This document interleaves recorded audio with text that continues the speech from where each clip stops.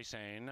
Mystifier out nicely. Harmon Killerbrew at 40-1 off speedily. And Outrun 'em is Outrun 'em early for the early lead, but now actually has been overtaken by Undertow. And Undertow gallops clear by 3. Around the corner they go. And now the field is well dispersed. In fact, the 6 are covered by 11. And up top on the lead, Undertow and Harry Hernandez. That lead is 3 over the 3 Outrun 'em. Then it's a conspicuous 6 to number 6 Midnight Royal. Harmon Killerbrew steadily losing ground, about 2.5 lengths clear from Mystifier, and North Arm Bay running on a smidge, about 13 out of it, half mile to travel, and Harry takes Undertow off the inside into path 3. Outrun 'em is sneaking through on the inside, and that duo is now 9 clear from Midnight Royal. North Arm Bay running on, then it's Harmon Killerbrew, and Mystifier's back in last off the far turn, and Undertow grabbed that lead with 7.5 to go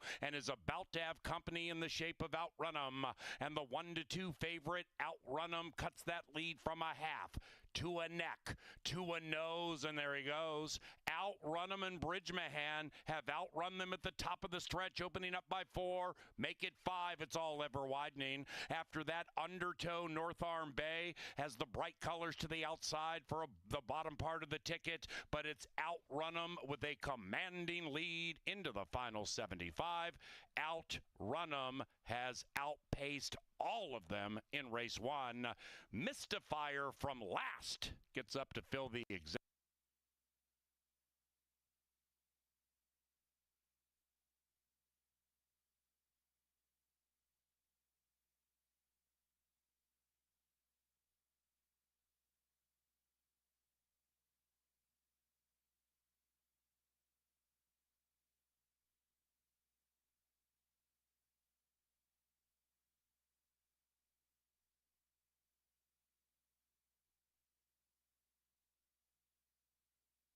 Canterbury. And they're racing. And from the 4-hole, Savona in the turf debut pops nicely. Thorn Crown also in her turf debut. Speed to the inside. Far outside, Rider of Refusal with those blinkers and the shades to the outside of Thorn Crown between them. Perfect Moon turf debut. 2.5 clear from Isa Sharpie. And that one has been overtaken by Chaparrita. 6 covered by 6, and they have 3 to go. Savona by 1. It is Savona over Rider of Refusal, who cuts it to a half. Thorn Crown right behind those two, nowhere to go. In fact, checking. Thorn Crown just had to check off the heels of Savona. Meanwhile, Chaparrita's running a big one to the outside, and between runners, Rider of Refusal. Now Thorn Crown gets the light of day, but it's still Savona. Savona 2-1, turning away all challenges. Savona from Rider of Refusal. Savona, that was very well done.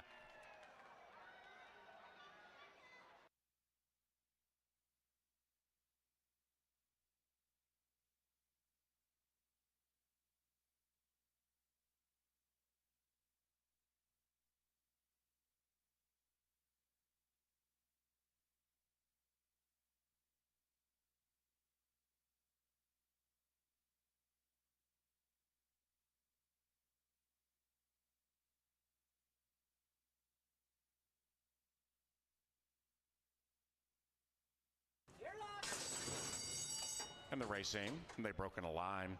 Alquani out of the gate quickly to the inside. That's the one with the red shadow roll. Picaflor is alongside that too. And Alquani to the inside, and Picaflor, they run 5 away from the next duo, which is Icy Will Burn Ya to the inside of More Romance, and More Romance at 4-5. Revs up to be 5 out of it, running away from Icy Will Burn Ya, and Maiden Rock is last. We have 5 racing in single file. It's Alquani and Constantino Roman leading it by 2 and slowing down on the lead. 5/8 to go. Alquani 3/4, make it a half, and cutting into the margin. Picaflor between them, and More Romance now makes it a line of 3, but Alquani wants nothing to do with them, so runs away by 1. Then it's about 7 back to Icy Will Burn Ya, and Maiden Rock still is last, and still about 12 lengths behind Alquani. And Alquani from More Romance and Picaflor is beginning to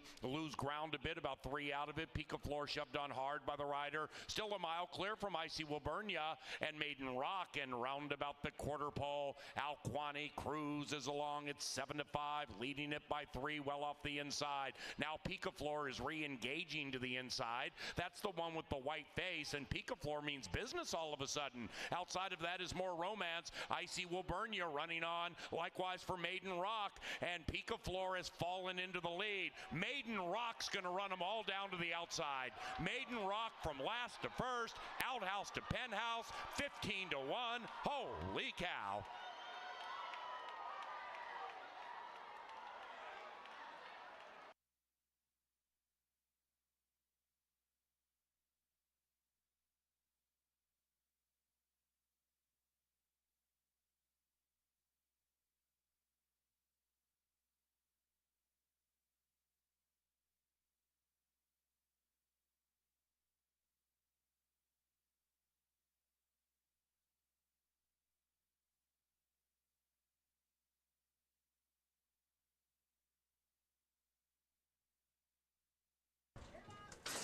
And they're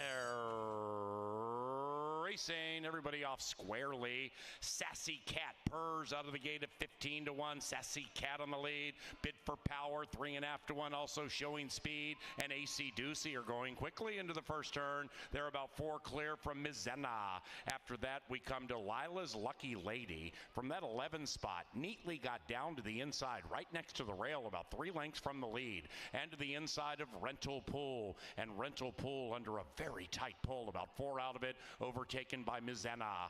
3-4 after that is Dreaming Biz. She's got the power behind her, 9 out of it, 5.5 clear from Fat and Furious. Then it's She Be Glamorous, and Silvera is last of the 10 as they zing into the far turn. And with 3.5 furlongs to go, Sassy Cat still has upset on her mind. Bid for Power sticks to her to the outside. Lila's Lucky Lady is trapped. Outside of that, Mizana. Rental Pool also in an interesting spot. 2.5 clear from She's Got the Power running on the inside, and Dreaming Biz is attached to her. And 5 and 8 are definitely on the move, angling to the outside. Then we come back to She Be Glamorous, who is overtaking Fat and Furious, and here they come. Dreaming Biz on the outside means Biz. She's Got the Power, angles to the inside, and Rental Pool scoots through and takes the lead. Then on the inside is Lila's Lucky Lady. It is Rental Pool and Dreaming Biz. Dreaming Biz, Rental Pool, Dreaming Biz. Put a nightmare on Rental Pool.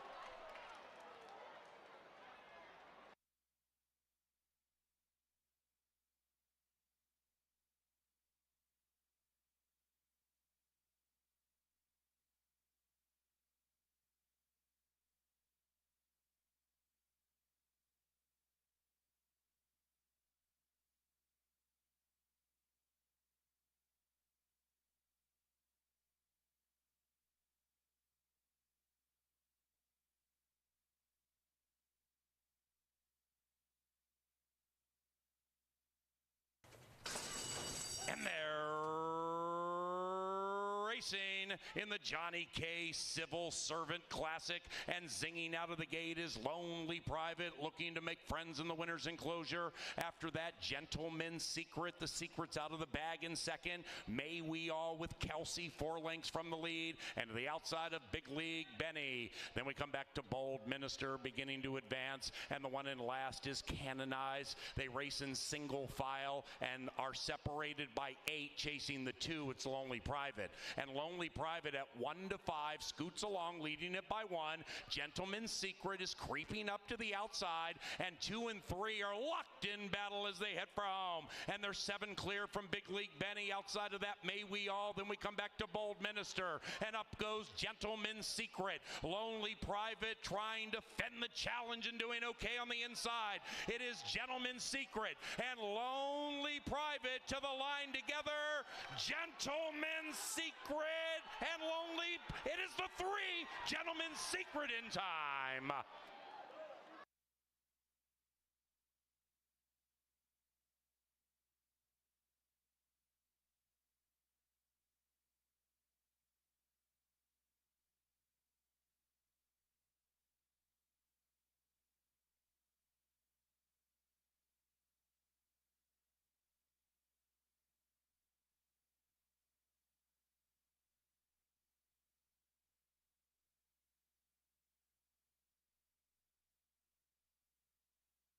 The gate.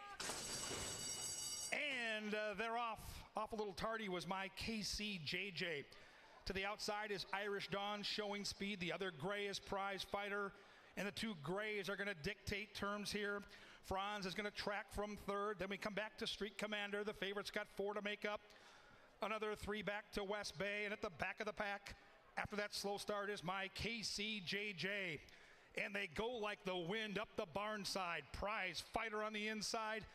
Irish Dawn on the outside. They went an opening quarter mile and an alacrity of 21-4. We'll see how much they have left in the later stages. Street Commander gets that great tracking trip from third. Franz is trying to close in from 8 behind. Nothing yet from West Bay, and my KCJJ would have to make up 12 lengths. They bank around that bend with Prize Fighter looking for the knockout punch. Chad Lindsay still sitting chilly there. On the outside is Irish Dawn, and Street Commander now being asked the question by Harry Hernandez. And from the back comes Franz. Here they come charging down that Canterbury stretch, and Prize Fighter still there, unwavering under Lindsay. Franz is a problem to the inside. The favorite is beaten into the final furlong. And Prize Fighter trying to hold off Franz. One final lunge. Here they come to the wire. Prize Fighter, Franz, Prize Fighter in time.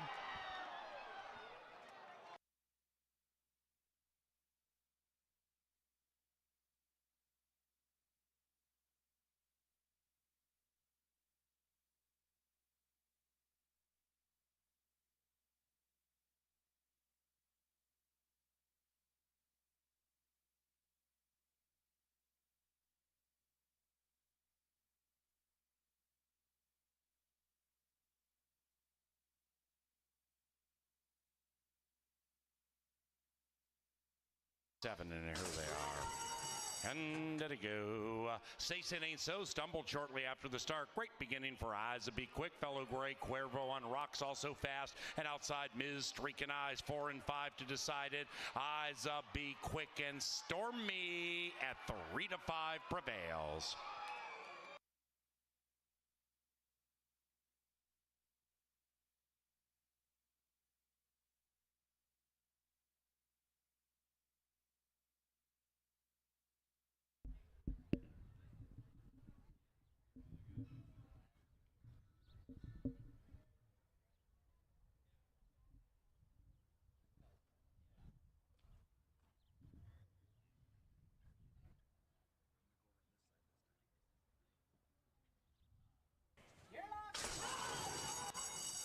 And away they go. Pretty swift beginning for most. Number 2, Miss Racy Train got the worst of it. And a running man pops out nicely. Then it's Snowing Confetti to the inside. And between them, GG Hard on Fire. They drive to the line and tight photo between 3 and 6. It's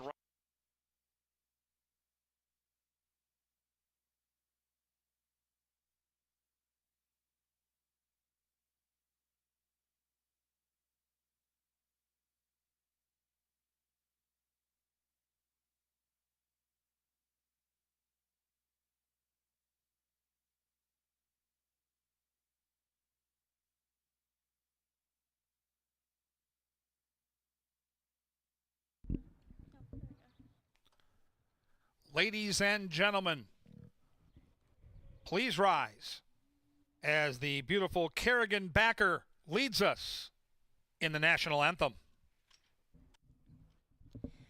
Oh, say, can you see by the dawn's early light what so proudly we hailed at the twilight's last gleaming, whose broad stripes and bright stars through the perilous fight o'er the ramparts we watched were so gallantly streaming, and the rockets regular, the bombs bursting in air, gave proof through the night that our flag was still there. Oh, say does that star-spangled banner yet wave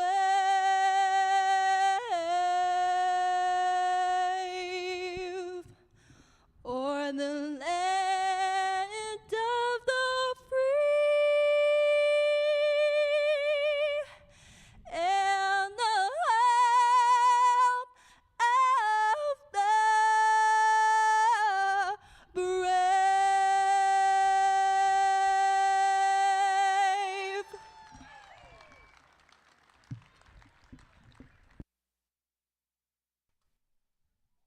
Good afternoon and welcome to beautiful Canterbury Park here in Shakopee, Minnesota, where the main track is fast. And the turf, if you'll open up your program, we'll go over the changes on tonight's stakes-laden card. Hall of Fame night here at Canterbury with multiple pick fives, including an all-turf pick five, which starts in race number 2. After no scratches in the first, the turf all pick five starts in race 2 with scratches of the 2 Kooky Berry and the 4 Manhattan Cherry. Kindly take the 2 and 4 out of race 2. Races 3 and 4 are both clean. No changes in our 3rd and 4th race. A bevy of changes in race number 5. Scratch the 2 Bubba Bob, the 3 That's Not Funny, the 6 Hot Shot Kid, the 7 Silver Dash, and the 8 Devoted to You. 5th race, take out 2, 3, 6, 7, and 8. No place, no show, no trifecta, no superfecta in the 5th. Our 6th race is free of changes. No changes in race 6.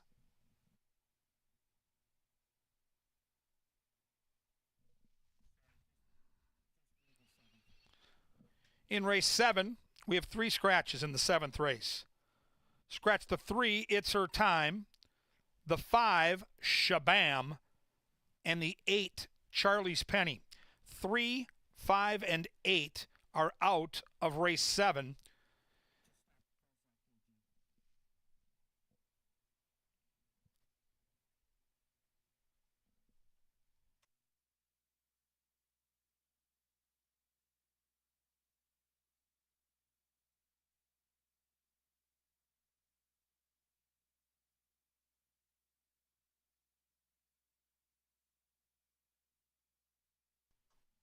And just so we have the visuals to back up the announcement, in race 7, 3, 5, and 8, It's Her Time, Shabam, and the MTO Charlie's Penny are indeed out of the 7th. The 8th race is indeed free and clear of changes, and our 9th and final has 1 scratch. In the 9th race, we'll scratch the 6, Protonic Engine. Race number 9, scratch the 6, Protonic Engine. Main track is fast. Turf course is firm. All turf pick 5 starts in race 2. We also have a late pick 5 with our final 5 races. Up next, we have Jeff Madej and Angela Herman with some goings on here at the park. And then today at the races, down in the paddock, hosted by track announcer Paul Allen. Well, thank you, Kevin Gorg. And yes, welcome everyone to Canterbury Park. I'm Jeff Madej. I work up here in the Dark Star press box. I'm joined by Angela Herman. Mm-hmm. You're coming in ready to move. You're part of the STEAM team. I am. I am 1/3 of it and the only female member of the STEAM team. The other 2 are going to get more in depth onto the card, but it's Hall of Fame night. And last night there was a nice ceremony for some new Hall of Fame inductees and names that you would know very well. And we'll probably hear some of them tonight, too, within the races. A lot of representation from those camps, including Bob Lothenbach. Absolutely. Mr. Lothenbach has, I think, 9 or had 9 before scratches, 9 horses entered.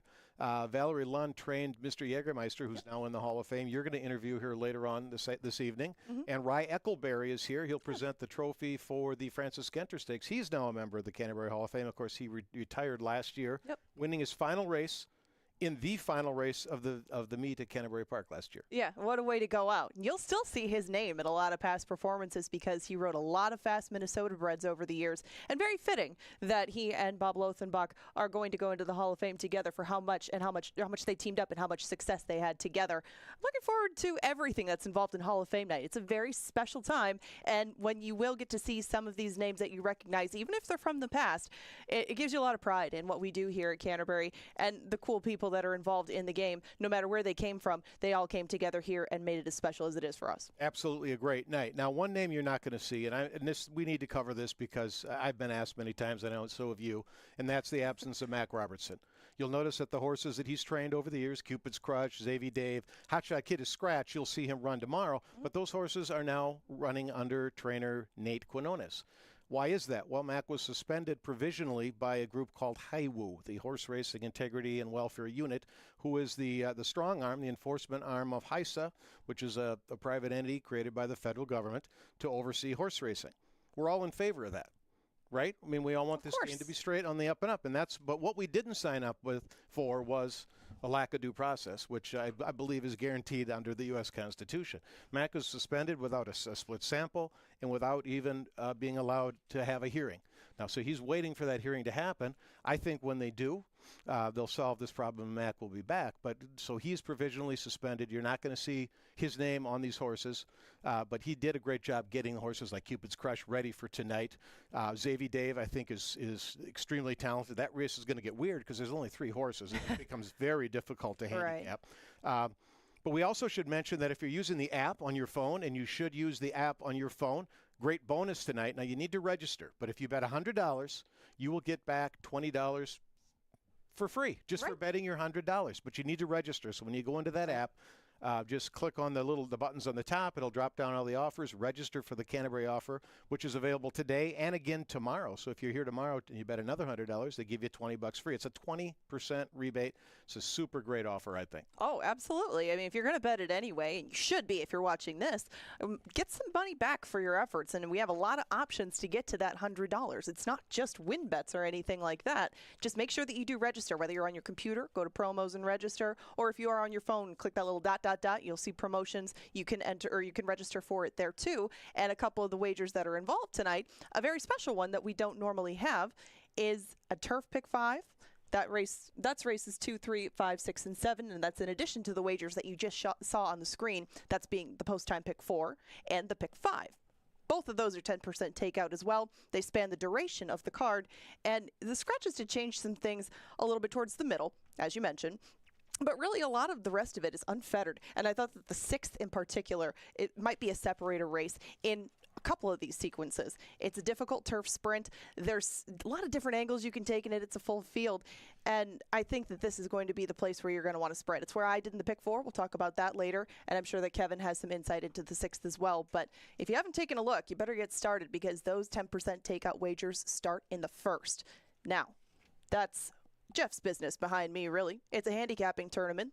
He is the guru of handicapping tournaments here at Canterbury. Tell us more about it. Oh, it's another good opportunity. It's the $300 contest, $100 entry fee, $200 live bankroll. Again, you play on your phone. You just, on your Express Bet app, you can play this contest. You're making $20 win place bets, 5 of them. That gets you to the 200. There's a leaderboard on the phone. Whoever turns their $200 bankroll into the largest number wins a $2,000 entry. Now, there's zero takeout on this. All those entry fees are paid back out either as $2,000 entries to another contest where you could go to the Breeders' Cup Betting Championship, or they're paid out as prize money. So if you're playing the horses here, I think that it might serve you well to take a look at that because handicapping contests are fun. They're challenging, but it's also a way to just do what you do and make extra money. And that's what's fun. You play in them a lot. I know that. I watch a lot of them. I think a lot of I used to score a lot of them. Yeah. You used to score a lot of them. Yeah, I know. We know a lot about contest play, but that one is a whole different beast, but we have a lot of different options for that. Check it out online. That's all the details. Speaking of beasts, Beasts. Extreme Day tomorrow. Camels, ostriches tomorrow. The zebras. I went back there and looked at the zebras. They've arrived. They're going to be running tomorrow on Extreme Day. It's a real zoo. And yeah, if you prefer side wagers, tomorrow is your day. You have lots of opportunity to do so with camels, zebra, ostrich, anything. Maybe they'll have us do a foot race on the track. Side bet strongly encouraged with that too. But we have to get to Today at the Races, brought to you by KFAN. Let's go down to Paul and Kevin for Today at the Races.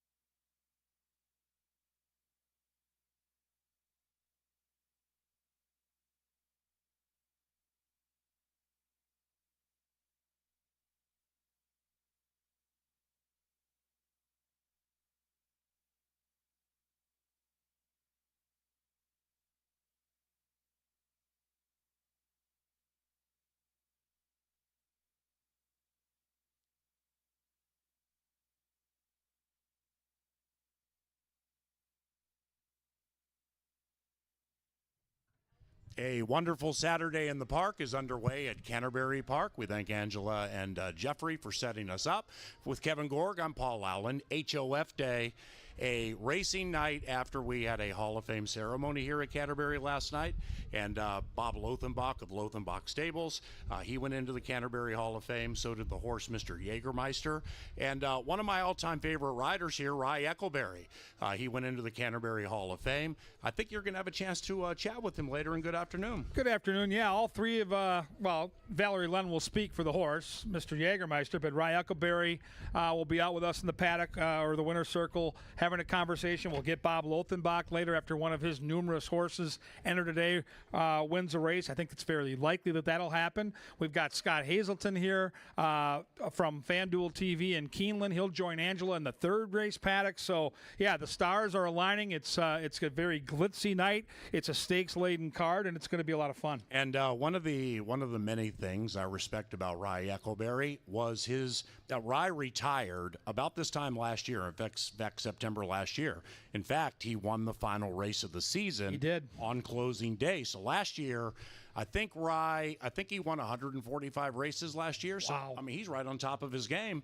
And he willingly retired, and he peacefully retired. I have so much respect for Rye and individuals who recognize the time to get out.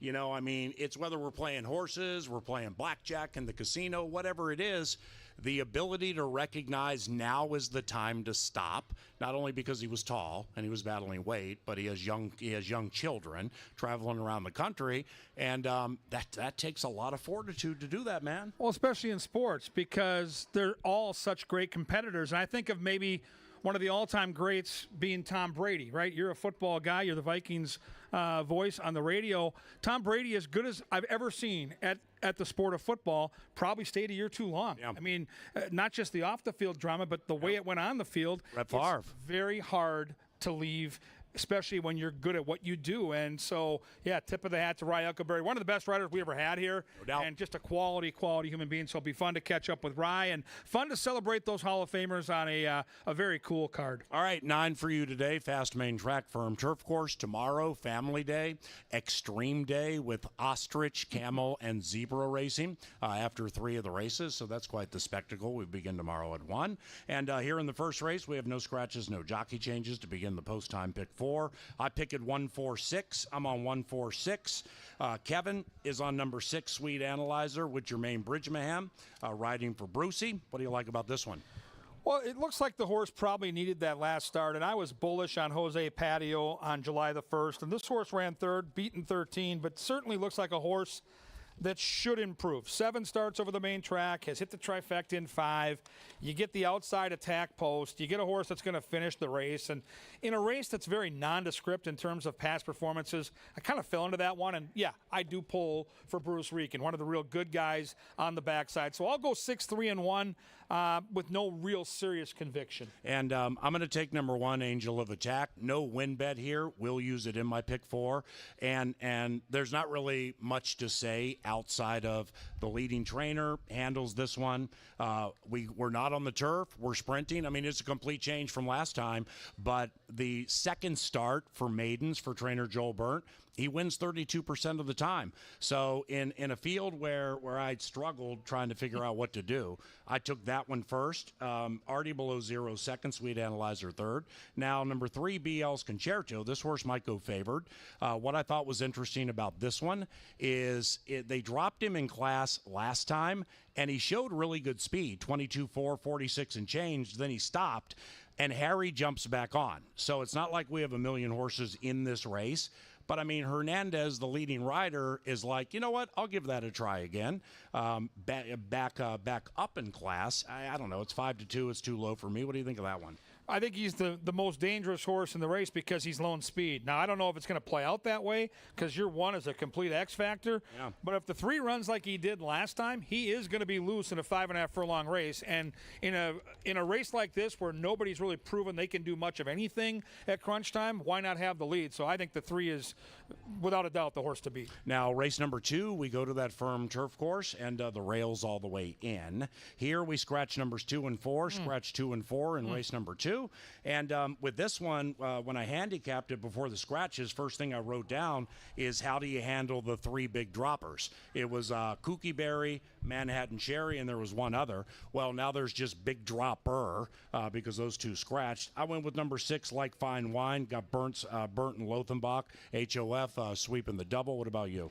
Yeah, I mean, these are unfortunate scratches. Those were the 2 best horses on paper that scratched. I went with the 1. I'm going to, 6-1, probably not going to happen now, but this is a horse that showed nothing last year in Chicago on the grass, but is certainly bred for it. The grandsire is Cozine. You know all about that.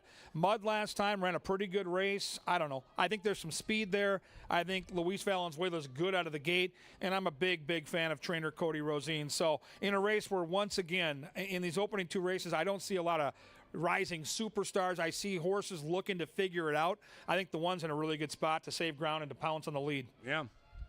With Like Fine Wine, I mean, this is a horse who, A, hasn't run all year, B, last was seen running for $100,000, and now drops in for 10.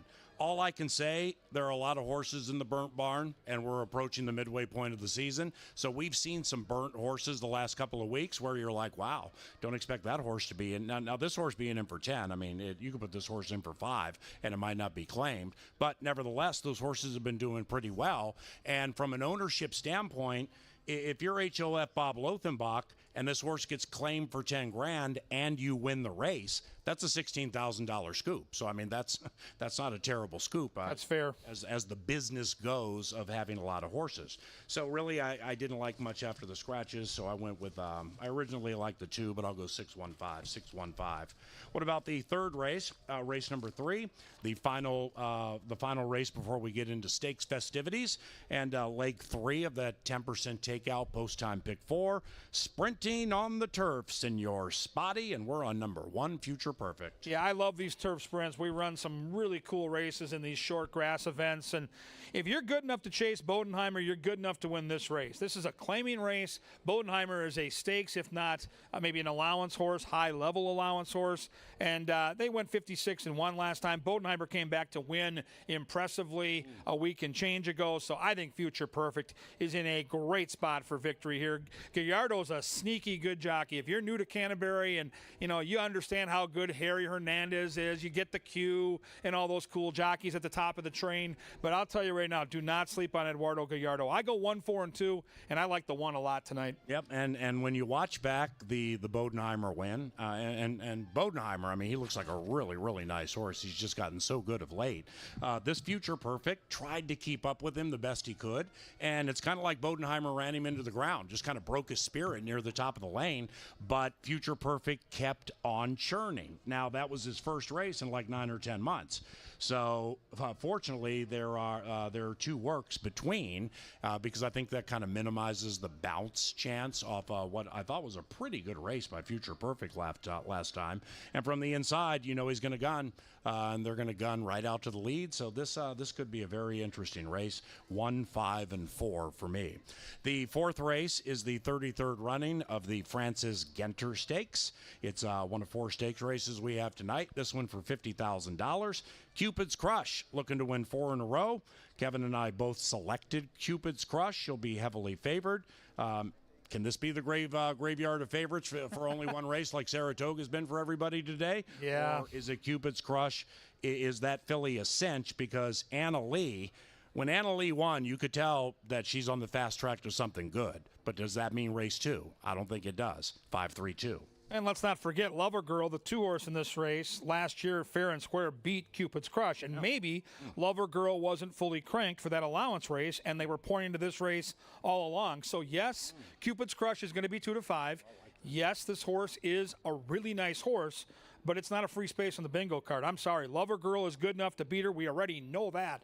And Anna Lee is something. We don't know what she is, but she's something. You don't debut like she did and go 111 flat under a triple hammerlock and not have talent. So, yeah, the 5's my pick. I definitely think you can single that horse and take your chances, but I can hear all kinds of cases for the 2 and 3. So I'll go 5, 2, and 3, and I am really excited to watch those ladies lay it down in the stakes race. Race number 5, stakes race number 2. This one is on the turf, and it's the Ralph Strangis Stakes, $50,000. Now, scratch numbers 2, 3, 6, 7, and 8. All right, so believe it or not, we're down to a 3-horse stakes race, and there's no place, show, trifecta, or superfecta wagering. Win wagering, exactas, start your double, start a pick 3, and we also start the 10% takeout 50-cent pick 5 here. 1, 4, and 5. I mean, Kevin knows last time Stagecoach Boys ran, I mean, for betting to win on that horse, I took a nasty beat at 9. Brutal beat. So I'm not going to come back today. The price is going to be too short. Alligator Hunter might steal this thing. Xavier Dave, I mean, has pushed 1 in Vermilion to the wire. Only 3 go, so indeed it is short on numbers, but truly it is long on talent. And here's the deal. It's not fun that we have a 3-horse stakes race, but these are the right 3 horses. If you put 12 horses out there, these 3 were going to dominate the wagering. So it's still going to be an awesome race. What frustrates me is I had a real strong handicapping case made for Xavier Dave because he likes to sit and pounce, and he's developed into a real nice stalker. He can't stalk now. Yeah. If he sits back, the Alligator Hunter's gone. And I think Eduardo Gallardo is going to know that, and he's going to have to go earlier than he wants to go. If they don't go with the Alligator wires them, and it's over in a blink. If the one goes with them, now they tie up, and now I think the best horse probably is going to be Stagecoach Boys off the pace. So Alligator Hunter can steal it. Xavier Dave can press and pounce. Stagecoach Boys can come from the back. But 3 horses, the pace gets muddied, PA. So I don't know if it's going to be a legitimate pace. I'm very curious to see how these horses separate themselves in still what should be a memorable race. And race number 6 is also on the turf. This begins the final pick 4 that we have HOF Stakes Day. And with this one, no scratches, no rider changes. This it's not a stakes race. Purse is pretty good at 28 grand. I really like this race. I took Released. Kevin took Channel 1. Angela, the other part of the Steam team, took Bayou Colonel. And when that happens, and each of us have a different horse, generally speaking, the race is kind of wide open, even at a track where favorites win 52% of the time. So with that said, why do you like Channel 1, and what's going on here? Yeah, best betting race of the day is race 6. You can circle that in your program. I think there's some real potential for payouts. I think Channel 1's sitting on a big one. Number 1, he's a 9-year-old that's kind of rounding into form. Ran a huge race May the 28th. When I go through my power play video segment before race 3, you're going to want to watch because it's an unbelievable replay. This horse ran way too well to lose. And oh, by the way, this trainer, Tanner Tracy, ROI in turf sprints is over $6 for $1. So I'm all in here. There's plenty of speed. The 3 will be rolling late. Won't be as far back as he was in that last turf race. The 2 released is super interesting, in such good form for Tony Rengsdorf. I go 3, 2, 4, and 7. And I'm still going to use another horse outside of those 4 on my pick 5. I think it's a wonderful betting race. Which one? Dive deep?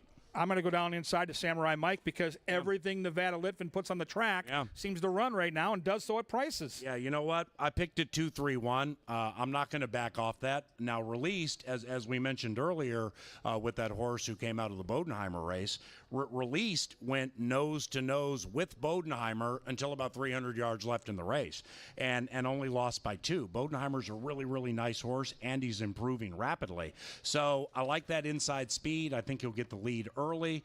I picked Channel 1 last time for 5/8 on the turf. The race got taken off the turf, put on the main track. And now it comes to me vividly, the trouble that the horse had in that Released race. You get Bridgemahan here.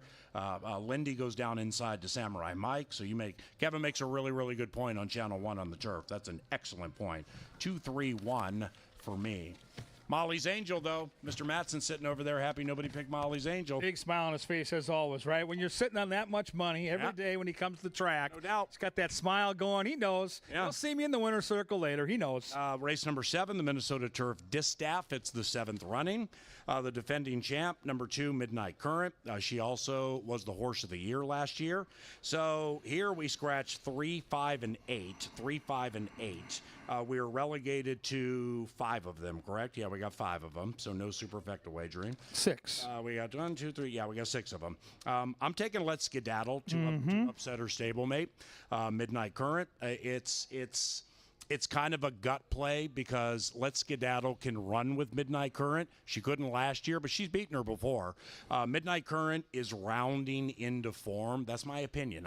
Now maybe tonight's going to be the night that it all comes together and she just pops and wins by 3. But it's taken the girl a little while to get going sometimes in these races. Now Let's Skedaddle, I think, is sharper than her right now. I love Jermaine on the turf, so I think they're going to get it. 1, 2, 6.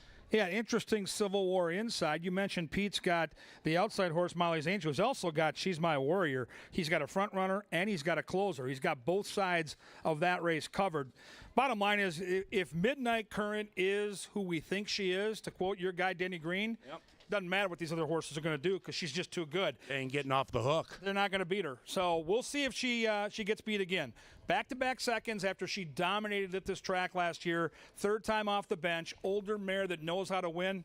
I don't see her getting beat tonight. I go 2-1, 4-6. I think it's all about Midnight Current. Yep, they both came out of the Lady Canterbury. Midnight Current jumped up better than Let's Skedaddle, second off the layoff. Let's Skedaddle, 9 for 11 in the top 2 on the Canterbury turf, 9 for 13 at the distance. You think that's good. Then you look at Midnight Current. 8 for 9 in the top 2 on the Canterbury turf, 6 for 7 in the top 2 at the distance. So we're not trying to paint it as a match race here, but those are a couple of really nice mares, and this should be a really, really cool race. That begins the final pick 3 this evening. We have 9 for you. The 8th race is on the fast main track. Big Pete looks to win 2 in a row. Morning line favorite here in lukewarm fashion at 5-2 is Don't Box Me In. That's the one I took. Are you a hunch better? Not really. Well, this was a race that when I handicapped a couple days ago, I had no real strong opinion. I was looking for some sort of a sign, and even though I have the race 7-4-2-5, as I look at race number 8, I look to my right, right about here, about 1 o'clock. I see it. Richard Grunder. And look at the one horse here named yeah. Grunder. So Strictly the one to catch. that's right. So Grunder, speed inside, with Richard here taking in today at the races. If you're going to play the late pick 5, you better put that one horse on there. I'm just saying, if you believe in hunches. I like the 7, though, on paper. Don't box me in. It's Lothenbach. It looks like Lone Speed. Yeah. You know how fast Furry Cap is. I mean, Furry Cap is a monster. This horse chased that one last time. We get the drop in class. I think it's going to be very difficult if Harry can get loose to catch that horse. 7-4, 2-5, but do not sleep on the one Grunder off the hunch play. Now, don't box me in. If that horse on one of these burnt Lothenbach class drops, if that horse doesn't fire or doesn't win, which is possible, then this thing could get goofy. I mean, Unique Path is the one I took second. I took Big Pete third. Unique Path just barely lost last time for Burnell, and that one was on the turf. But nevertheless, still seems to be quite sharp. Third before that, and also is legged up. And then I didn't put this horse in the top 3. No, Vic's horse, number 2, Past the Cat. Yeah. This is his distance. 4 for 9 in the top 2 going this distance. Got one off the layoff. Speed and fade pattern is in play.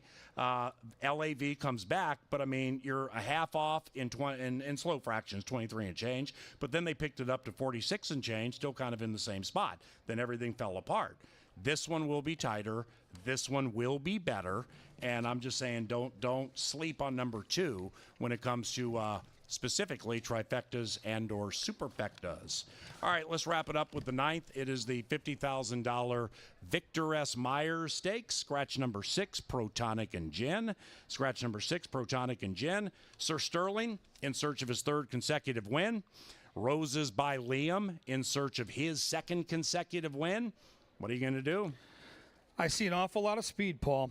Sir Sterling flies. Distorted Pro, the 4, flies. The 7, West Island, flies. Crocodile Hunter, who I think is a really nice horse, wants to be up on the pace. So as I handicapped this race, I wanted someone that could sit off and pounce. And I get it. Quinones gets off the 1 to ride the 5. I get it. But Pete Matson has that 1, Roses by Liam, and that horse ran so well last time at a 1-mile distance. Now we're going to cut back to a 6-furlong sprint. We're going to get all this speed to duel up front. And guess what? We're going to get 5-1, and old Adamir Santos is going to come charging down that stretch, and we're going to meet him in the winner's circle with Pete and that big smile. I go 1-5-2-4, get a price to close out that pick 5. I'll take it 2-5-3. The move that Sir Sterling is making between the 3/8 and the 3/16, they're breathtaking. So he's on top of his game. Might not be good enough to beat Pete's horses, but nevertheless, I know what I'm going to get from Sir Sterling, and I'll bet him to win if I can get 2-1 or higher. Enjoy HOF night, Extreme Day tomorrow. Thursday racing back in play at Canterbury, 5 o'clock on Thursdays. And for more on what we do here right out at the park, go to CanterburyPark.com. For Kevin, I'm Paul. Good luck.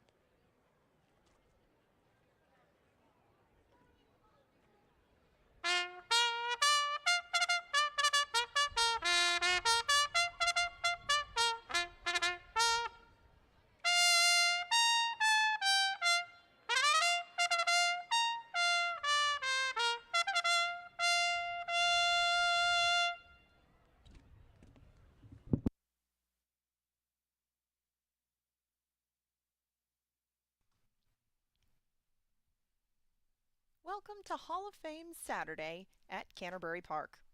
We're now 7 minutes away from race number 1. We congratulate our 2023 Hall of Fame inductees this evening on Hall of Fame night, presented by Atomic Data. In the first race, number 1, Angel of Attack, seen on screen, is the Fasig-Tipton Best Turned Out Award winner. He's stabled with Joel Burnt and groomed by Rafael Torres. Congratulations on being the best turned out to start Saturday. We're now 6 minutes from the first.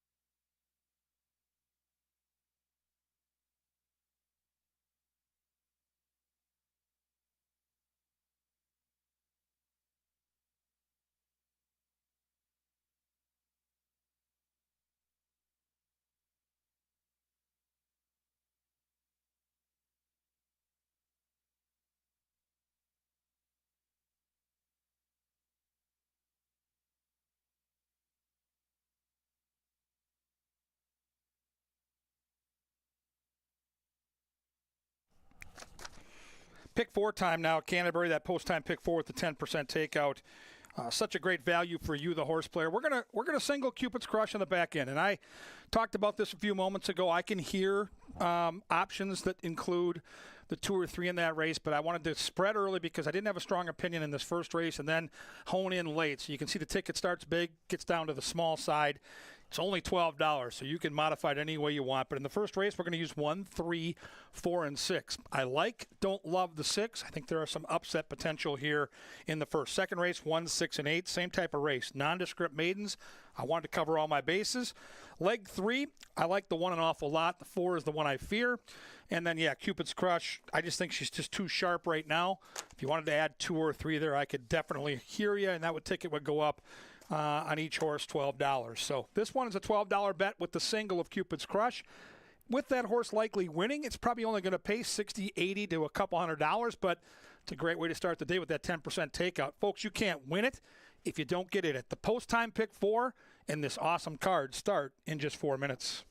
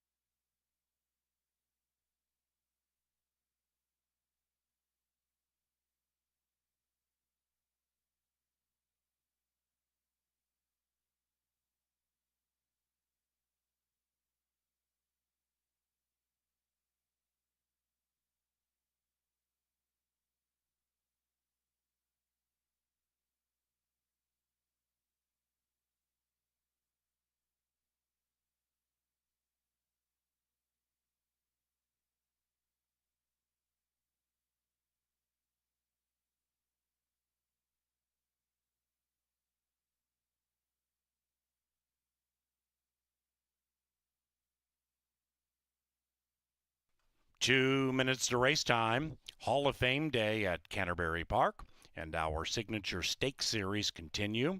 We reveal our Hall of Fame inductees this evening, and that's all provided by Atomic Data. Likewise for Saturday night racing, which also is sponsored by Maker's Mark, Minnesota Lottery, Mick Ultra, and Pepsi. Be to the gate about a minute from now.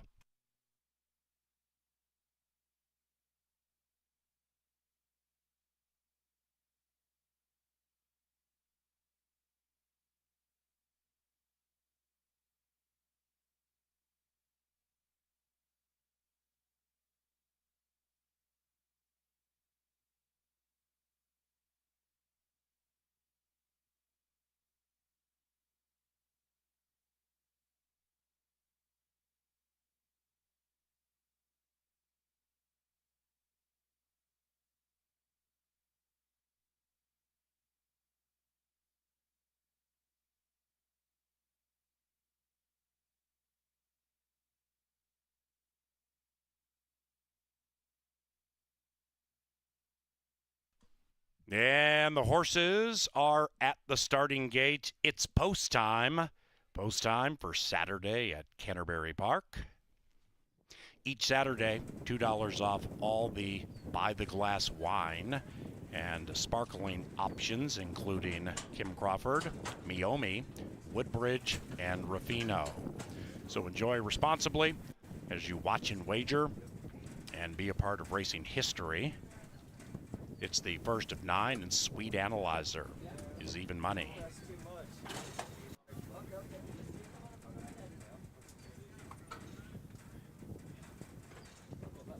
Here is BL's Concerto.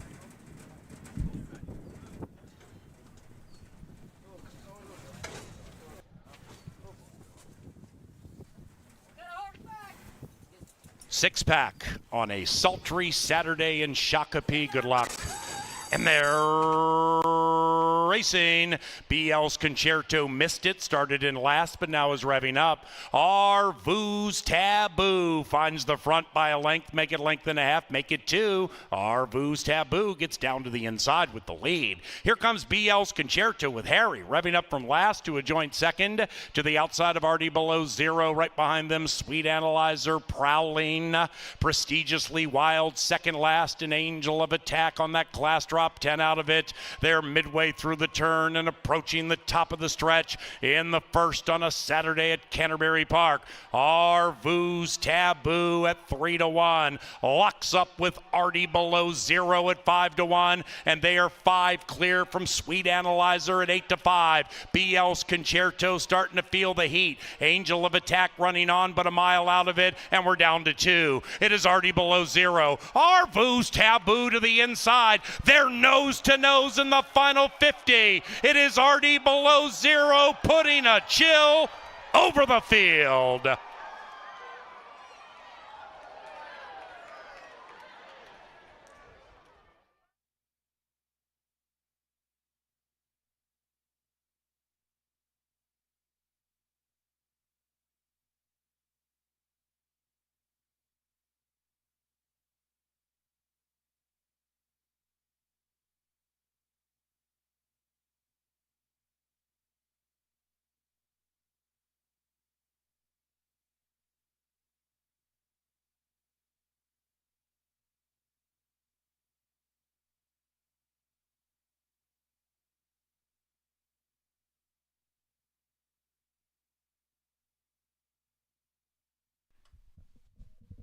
Upset to begin. It is Artie below 0 first. 4, 5, 6, 1. Welcome to our featured groups this beautiful Saturday in Shakopee. Welcome to the Sterling Club, the AK Pizza Crust Employee Party, and Jenny's 24th Birthday Bash. Welcome to Canterbury Park, race number 1, official shortly.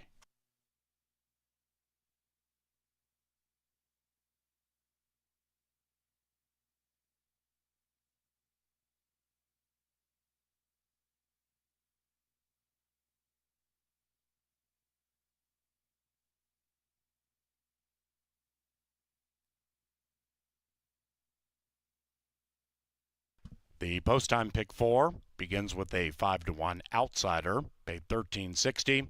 First superfecta, $12.80, favorite in third. Exacta 23.10, trifecta 21.90.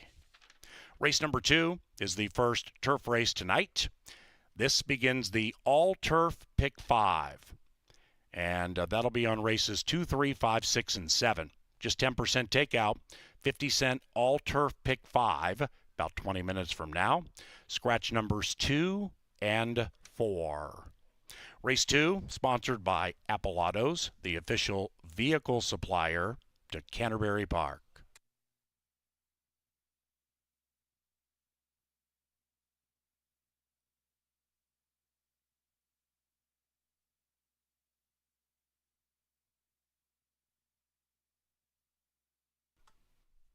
Our first winner, Artie Below Zero and Adamar Santos.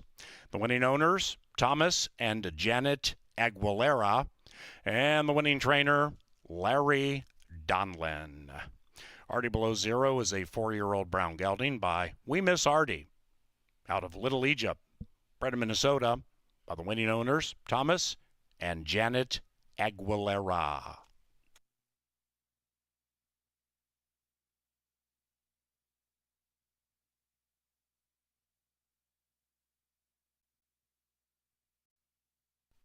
Canterbury Park thanks Think Minnesota Realty for summer sponsorship.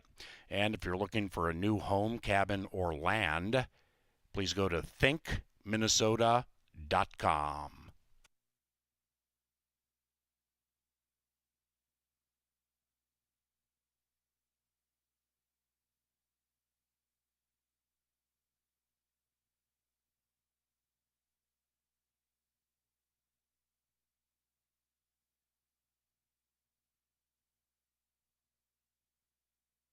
Good luck.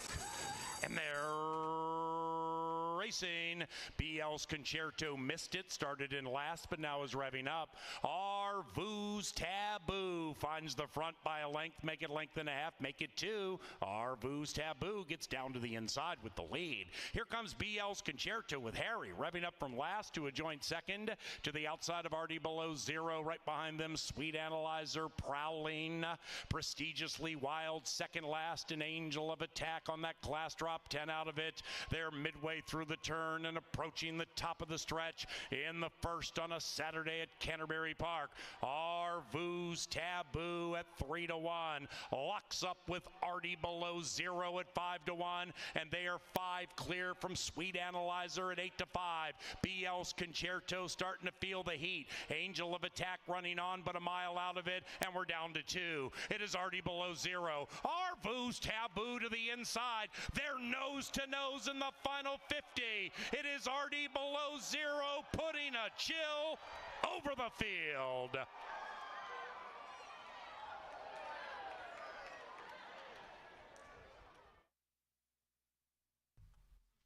Za.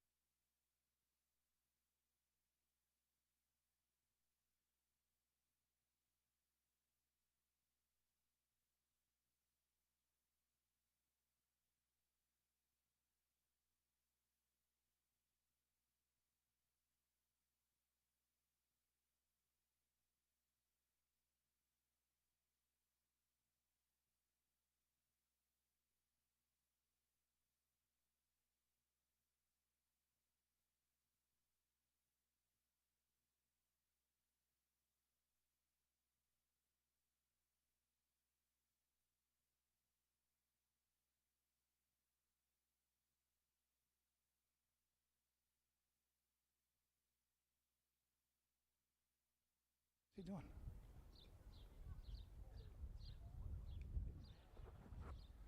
Check, check, check. Larry Donlin had a couple horses in that first race. The higher-priced horse gets the money. Nice ride by Adamir Santos. He gets up in the final 50 yards to get that nice 5-1 home. Start that pick 4 out with a price. Leg 2 here, significant changes with the scratches, primarily of the 2 and 4, who look like the 2 best horses on paper. So now we're left to kind of recalibrate our handicapping puzzle. And when the top 2 horses on paper leave the race, I think it opens it up for some goofiness. And in a race like this where you hear the word maiden, which means nobody's ever even won a race, this is potential again for something of an upset to happen. And they're going to go 7.5 on the turf. The turf course is in beautiful shape. We got a little rain last night, so that was much needed. Thank you for that. And I'm going to try the 1 here, Mizzen G Ma. Luis Valenzuela so good out of the gate. He has natural speed for Cody Rosine, a trainer we trust. And the horse's 3rd time off a layup. That's good things, too. I like the way this horse comes into this race. The lone turf try in the past performances is a total toss because the horse had all kinds of trouble. And it was a debut in Chicago. It just didn't work out. Horse never picked up her feet. But the races since then have been progressively better. And I think she'll be near the front. I think she'll be a fair price come post time. Number 3 is Miss Carmen Sebo, Constantino Roman for Lynn Cleverat, a Texas invader in from Lone Star Park, has been showing speed on the main track. This will be the turf debut. The bloodlines say it's okay, but I don't think it has to be anything crazy to beat this bunch. If she's able to clear off, and she might be the speed of the speed, in from Texas, the 3 could be very live indeed. Number 5 is Mark of Victory, Carlo Lopez for Valerie Lund, and this one hasn't been seen since February. Only 1 career start, so clearly there's some upside here. There's some learning curve, and that last workout, I got to tell you, that was a sensational move. 4 furlongs, 47-4, breezing signals that this horse might be sitting on a good effort. Again, the lone start was on the dirt at Turf Paradise, so we don't have any turf form. We do have turf bloodlines, though. That Turf Tomlinson figure you find in daily racing form is north of 300, so another one of those sneaky horses where we don't know she can't win, but we certainly think there's a possibility she can. 6 is Like Fine Wine. Barrios Lopez, the bug boy, gets the call here. Rides for Joel Burnt. And Paul Allen made a really strong case for this horse in our Today at the Races program. And, you know, this horse last time out was facing $100,000 maiden types. That's pretty ambitious. Now in against $10,000 claimers. If this horse is right, I mean, she's faced just much, much better competition, and they're betting her like they know. She's 4-5 on the board. Joel Burnt, I think, is set up for a really good night tonight at Canterbury, and maybe this one will start his night out right as the people's choice. 7 is Ms. McCoy, Chad Lindsay for Nancy Sheehan.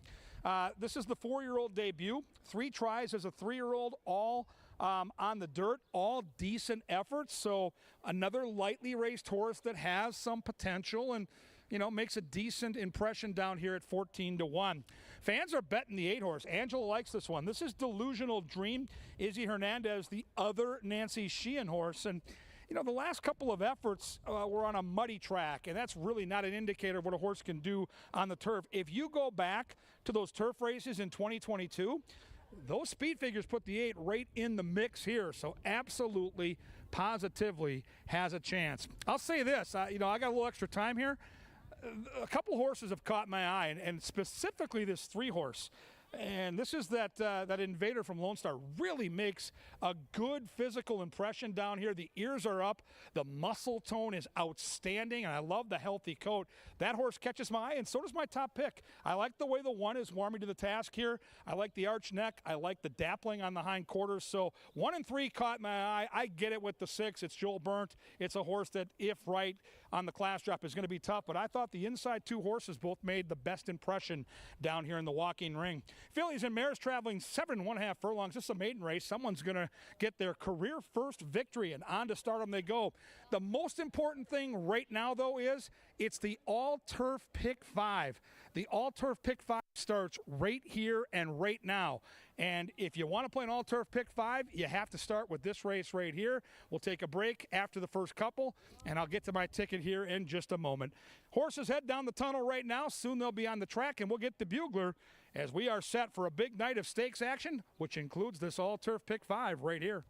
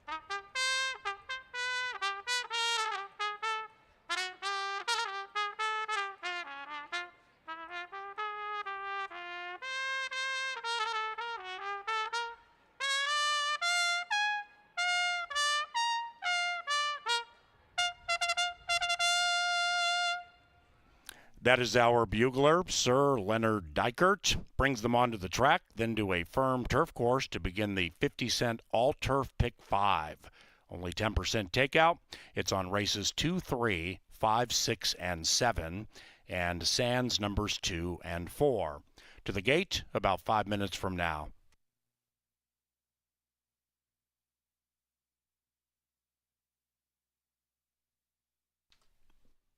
Ladies and gentlemen, on television monitors, the winner of the Fasig-Tipton Best Turned Out Award for this race.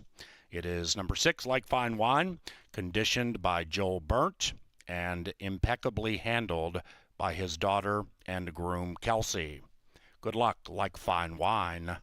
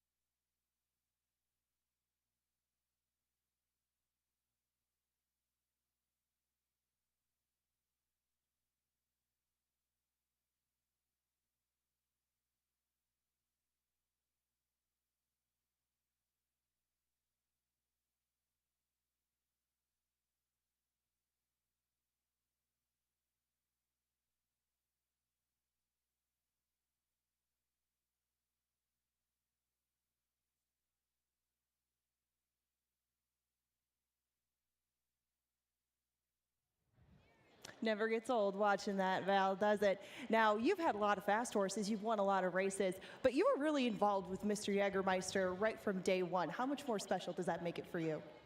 Oh, absolutely special. I planned the mating, I trained the sire, I trained the dam. It was just fantastic. Oh, well, and we have a lot of fans out here, you know. We saw him many years win a lot of races. What's he up to these days? These days, he's hanging out in Arizona, doing not much of anything, but hoping for a stud career. Well, he's earned it no matter which path retirement takes him, but congratulations to you, him, and everybody involved with Mr. Jägermeister. Truly a special animal that we've had at Canterbury and had the privilege to watch. Thank you so much. Thank you. One of our new Hall of Fame inductees, Mr. Jägermeister, and his trainer, and many other things, Valerie Lund.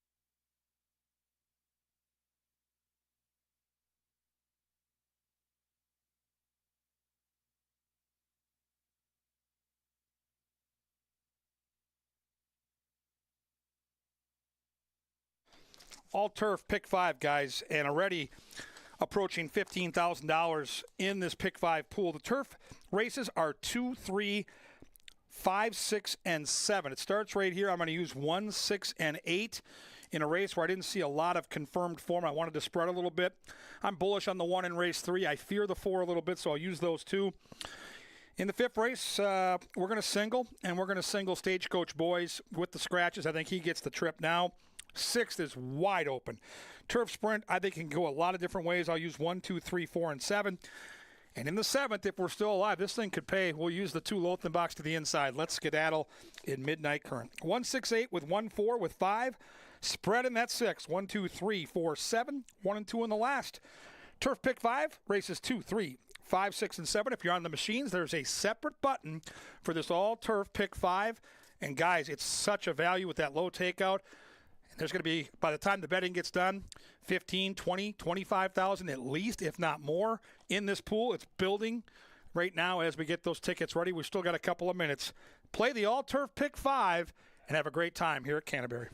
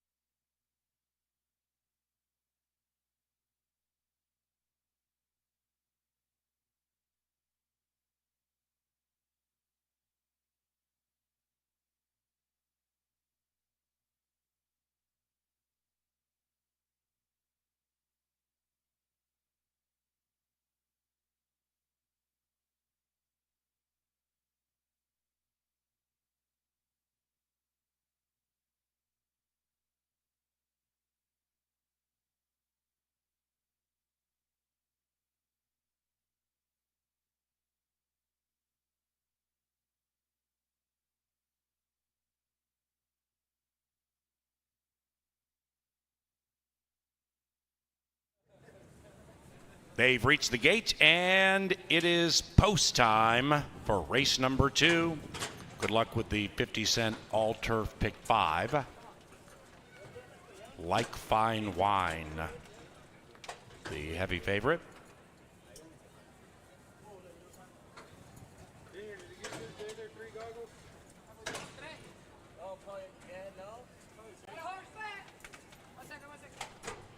Delusional Dream and Izzy have gone in. And they're racing. Maidens on the turf at Canterbury Park. Miss Carmen Sebo wins the start at 8-1. And Miss Carmen Sebo and Constantino Roman right to the lead. Mark of Victory is to the inside of Like Fine Wine as they negotiate the first turn. Number 1 is in tightly, Mizunjima, and now is settled down about 2 lengths from the front. And 2.5 clear from Ms. McCoy. The one in last is Delusional Dream, but only 6 lengths behind Ms. Carmen Sebo. And that Minnesotan, Ms. Carmen Sebo, heads up the backside, leading it by 1. Like Fine Wine tracks in second is the heavy favorite. Then it's Mizunjima to the inside of Mark of Victory. Outside of that is Ms. McCoy, still in the clear and still in good striking position if good enough. Likewise for Delusional Dream just to the inside of Ms. McCoy, and they're all sardined by 3.5 chasing the 3. It is Ms. Carmen Sebo trying to go wire to wire, and Roman has not asked this 3 for run, and at 8-1 still leads it by 1.5 lengths, maybe 2. In second, Mizunjima, heavy favorite Like Fine Wine needs to do more on the outside. Between them, Mark of Victory, then it's Delusional Dream. Down to the final furlong, and it's Ms. Carmen Sebo leading it in healthy fashion, and Miss Carmen Sebo at 8-1 has gone wire to wire.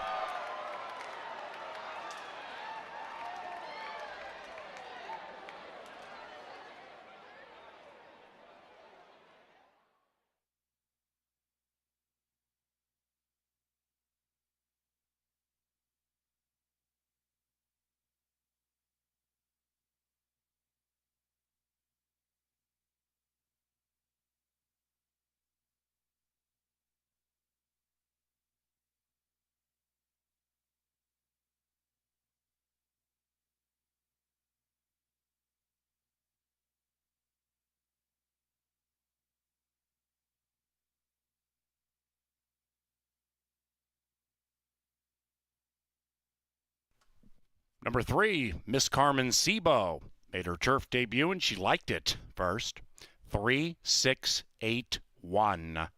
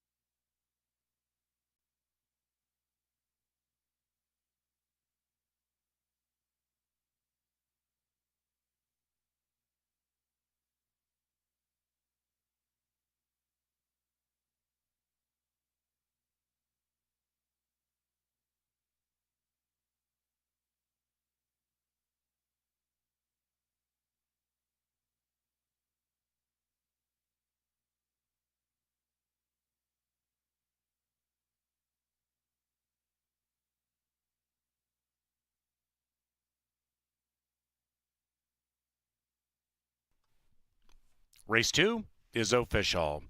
Back-to-back races, back-to-back upsets. Trifecta 18 and change. The 10-cent superfecta $11.94.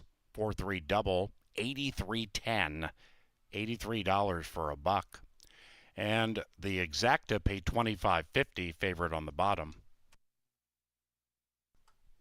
The third race is provided by Michelob Golden and Ashley Home Store. The third race is our Cutwater Trifecta race. If number 3, Lucky McCoy, happens to win race 3, then $3 off Cutwater cocktails from the Cutwater Club. That's on level 1, right across from Bo Diddley's.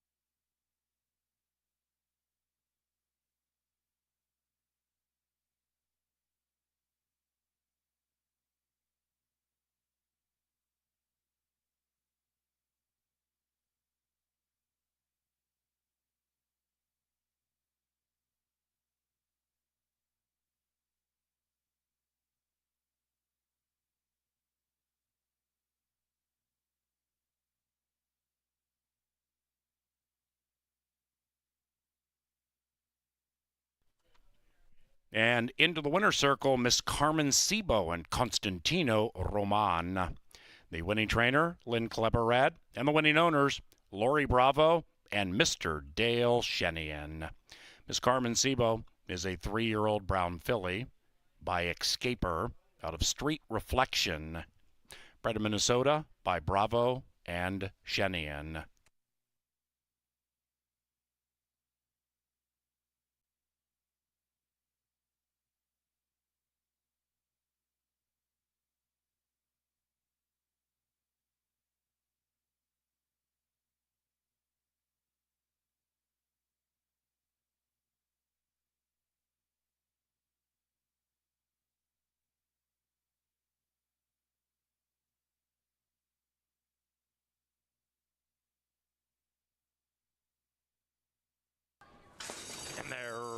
racing. Maidens on the turf at Canterbury Park. Miss Carmen Sebo wins the start at 8-1, and Miss Carmen Sebo and Constantino Roman right to the lead. Mark of Victory is to the inside of Like Fine Wine as they negotiate the first turn. Number 1 is in tightly, Mizunjima, and now is settled down about 2 lengths from the front, and 2.5 clear from Ms. McCoy. The one in last is Delusional Dream, but only 6 lengths behind Ms. Carmen Sebo, and that Minnesotan Ms. Carmen Sebo heads up the backside, leading it by 1. Like Fine Wine tracks in second is the heavy favorite. Then it's Mizunjima to the inside of Mark of Victory. Outside of that is Ms. McCoy, still in the clear and still in good striking position, if good enough. Likewise for Delusional Dream, just to the inside of Ms. McCoy, and they're all sardined by 3.5, chasing the 3. It is Ms. Carmen Sebo trying to go wire to wire, and Roman has not asked this 3 for run, and at 8-1 still leads it by 1.5 lengths, maybe 2. In second, Mizunjima, heavy favorite Like Fine Wine, needs to do more on the outside. Between them, Mark of Victory, then it's Delusional Dream, down to the final furlong, and it's Ms. Carmen Sebo leading it in healthy fashion, and Miss Carmen Sebo at 8-1 has gone wire to wire.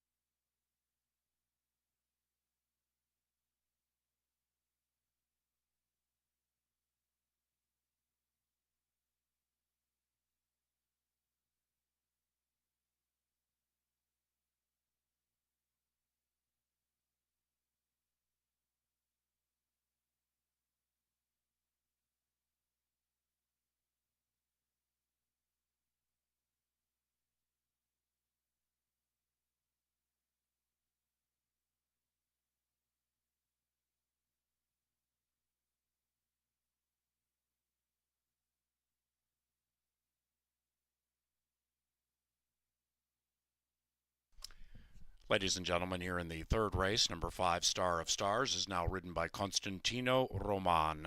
Roman picks up number 5 here in race 3.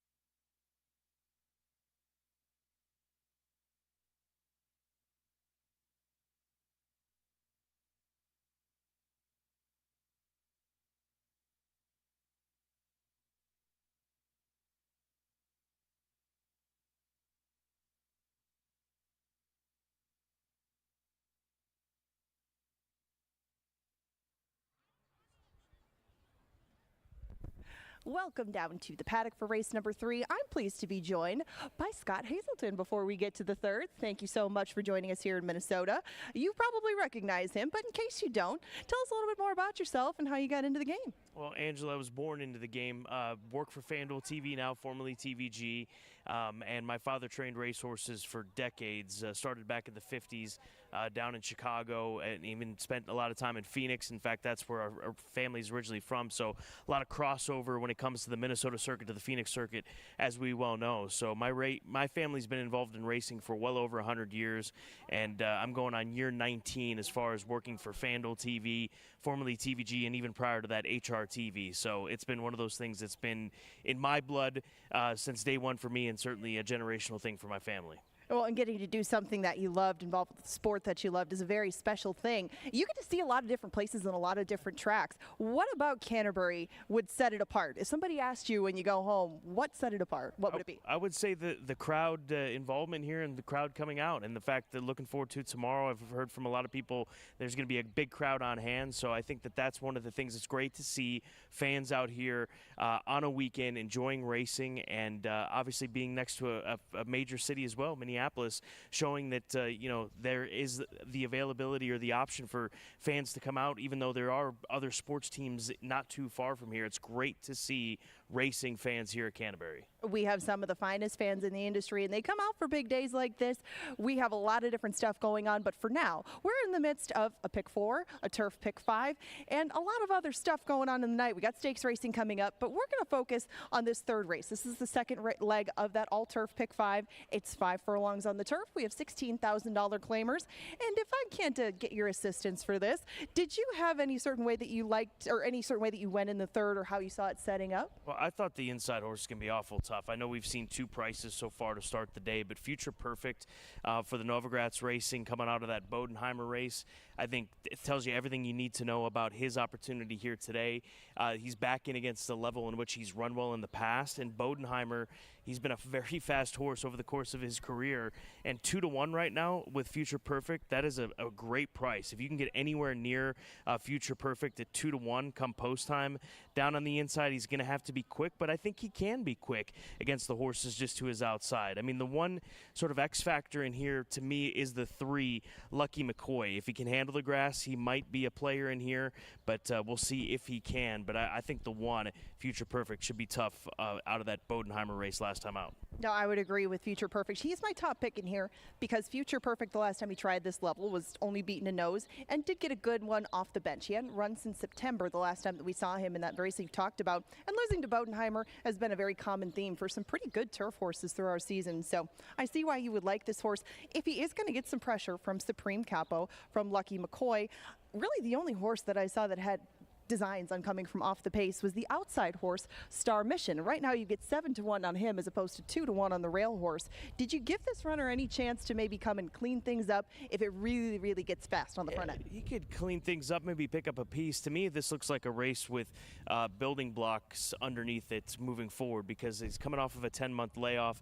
So maybe give him a sprint before they get out to those route races that they've primarily been racing him in the past, because his last sprint race, albeit it was back in 2020, was a fourth, kind of an even fourth. He's going to have to hope that they do go very quick on this turf course and come back to him. Yeah, he does have to run, frankly, better going 5 furlongs. But if you do approach this race, you like Future Perfect. How do you utilize him in any sort of vertical wager? Well, I think that you can put him on top. I mean, honestly, I think that at odds of 9-5 right now in this race, that's not a bad price. And even, I mean, looking at the number 4 horse, Hi-Ya, here's another one that we're not quite sure how he's going to handle the turf course. He's by El Deal, who's that stallion by Munnings.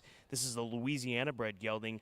El Deal only gets 7% turf winners on as far as the sire stats are concerned. But he's one that could obviously make a play in this race if he's able to handle the turf course. He comes out of tougher races, those races at Prairie Meadows, the race here obviously at Canterbury back just about a month ago, and even over at Turf Paradise. So he's kind of an X factor, and I was having a conversation with someone just actually a few minutes ago about this young rider, Daler Barrios Lopez, and how good he's been. And looking at his stats, his situational stats, Barrios Lopez actually is better on turf than he is overall, and I like to see that. 20% winners on grass, 19% overall. It's a slight uptick, but it's rare to see apprentice riders with that kind of a win percentage on the turf. Right, and to take to really everything and new surroundings the way that he has, you always have to keep him in mind. And I think you have to with Hi-Ya, a horse who hasn't been particularly quick out of the gate, but if he can, has the speed and has some back class to stay with this bunch definitely at 2-1. We have 9 minutes now until race number 3. They're headed out to the turf course. Good luck if you are alive in that all-turf pick 5. Win, play, show, exacta, try, super, double, and pick 3 wagers are all available in the third. They'll take off in a little less than 9 minutes. There's the grid of selections. Thank you, Scott Hazelton, for taking us through this third, and good luck.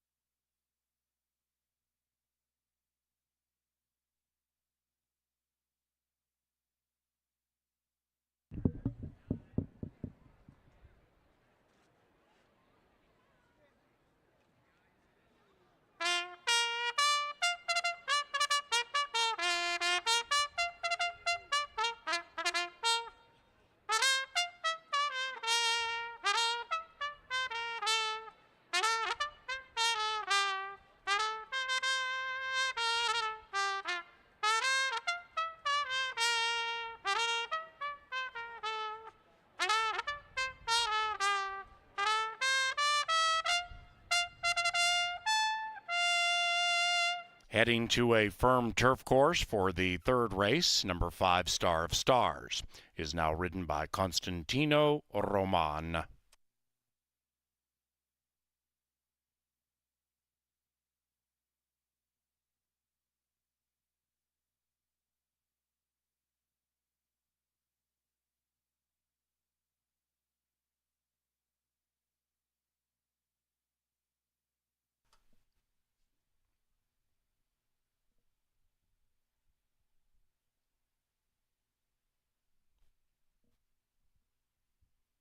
On TV monitors now, Hi-Ya. That is the Fasig-Tipton Best Turned Out Award winner for race number 3. Hi-Ya, trained by Matt Williams, the groom, Gustavo Avila.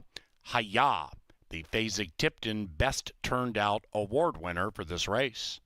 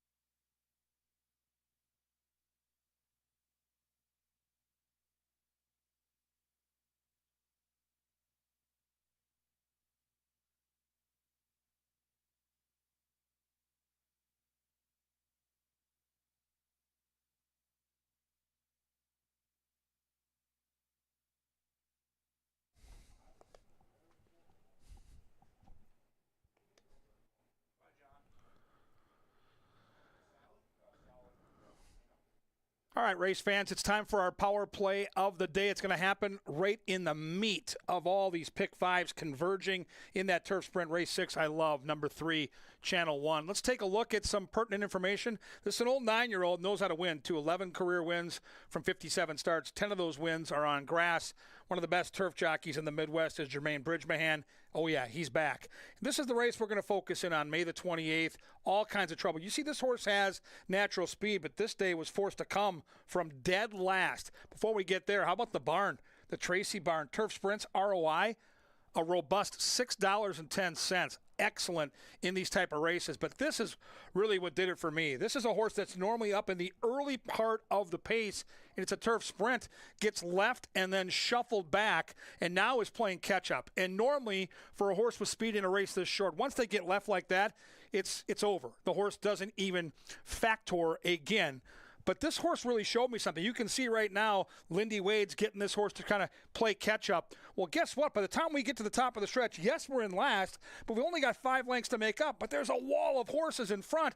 And let's watch this old game 9-year-old weave his way through traffic. After the bad start, being compromised, this horse nearly wins this race. This is an unbelievable finish. If he breaks clean tonight, he's going to be a handful. If he can duplicate this effort, he knifes down there and gets beat less than a length. So, again, last time was trouble. We'll see if the horse can get out tonight. But race 6, I'm all over. Number 3, Channel 1. Let's cash together on the power play.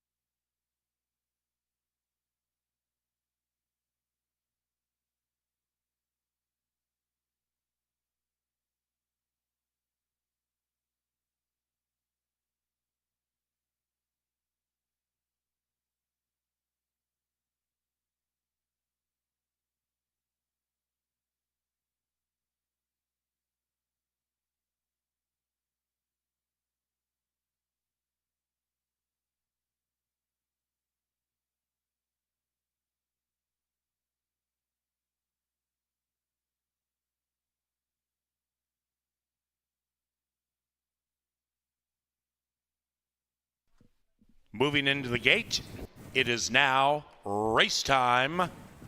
Future Perfect, Even Money, and Favored.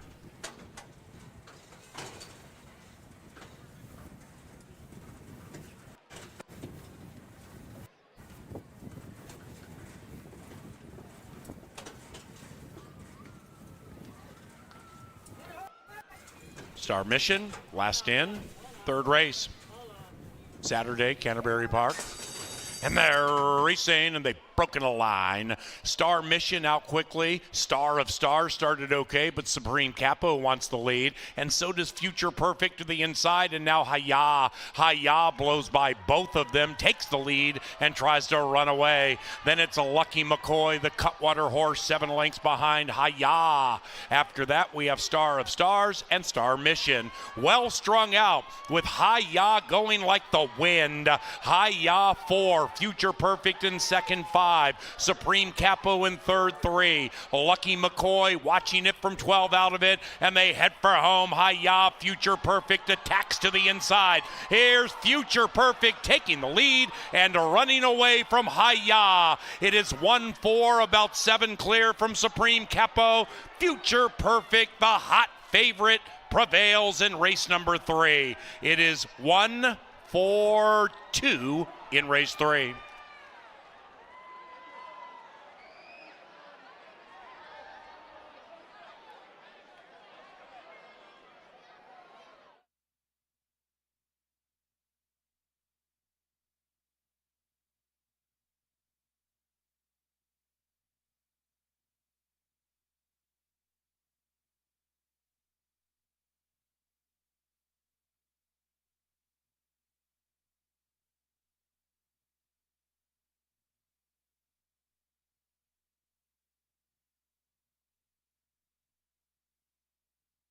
Number 1, Future Perfect, first. 1-4-2-5 in 56.77 and a $16,000 claim. Stand by.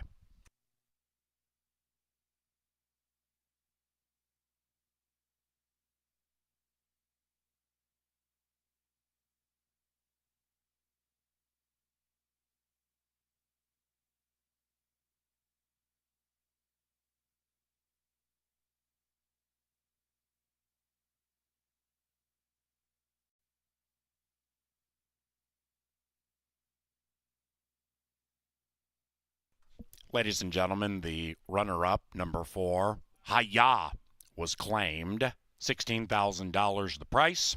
The new trainer, Chris Richard, and the new owner, Maggie Moss. Runner-up, Hayah claimed, $16K. Richard Moss.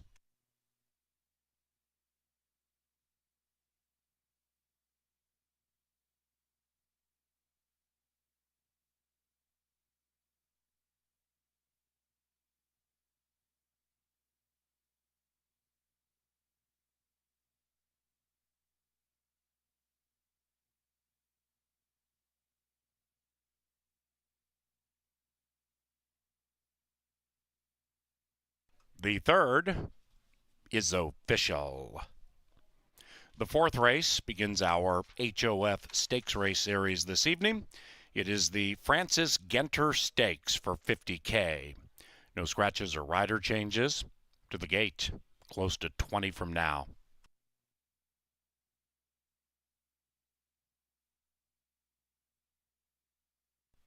We'd like to thank Maker's Mark for summer sponsorship. Likewise for Jim Beam Bourbon. Elegant, smooth, refined. Likewise for Busch Light, as crisp and cool as a mountain stream.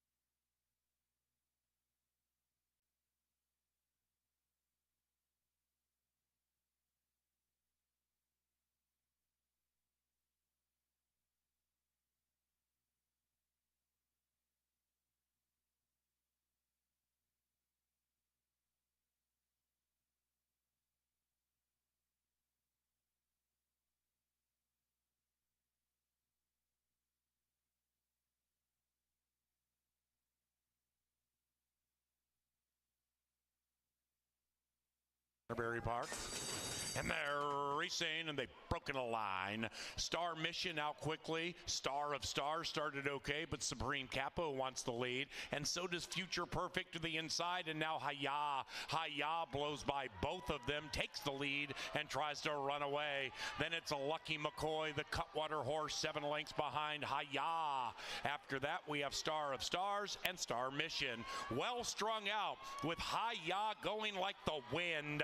Haya 4. Future Perfect in second, 5. Supreme Capo in third, 3. Lucky McCoy watching it from 12 out of it, and they head for home. Haya, Future Perfect attacks to the inside. Here's Future Perfect taking the lead and running away from Haya. It is 1-4, about 7 clear from Supreme Capo.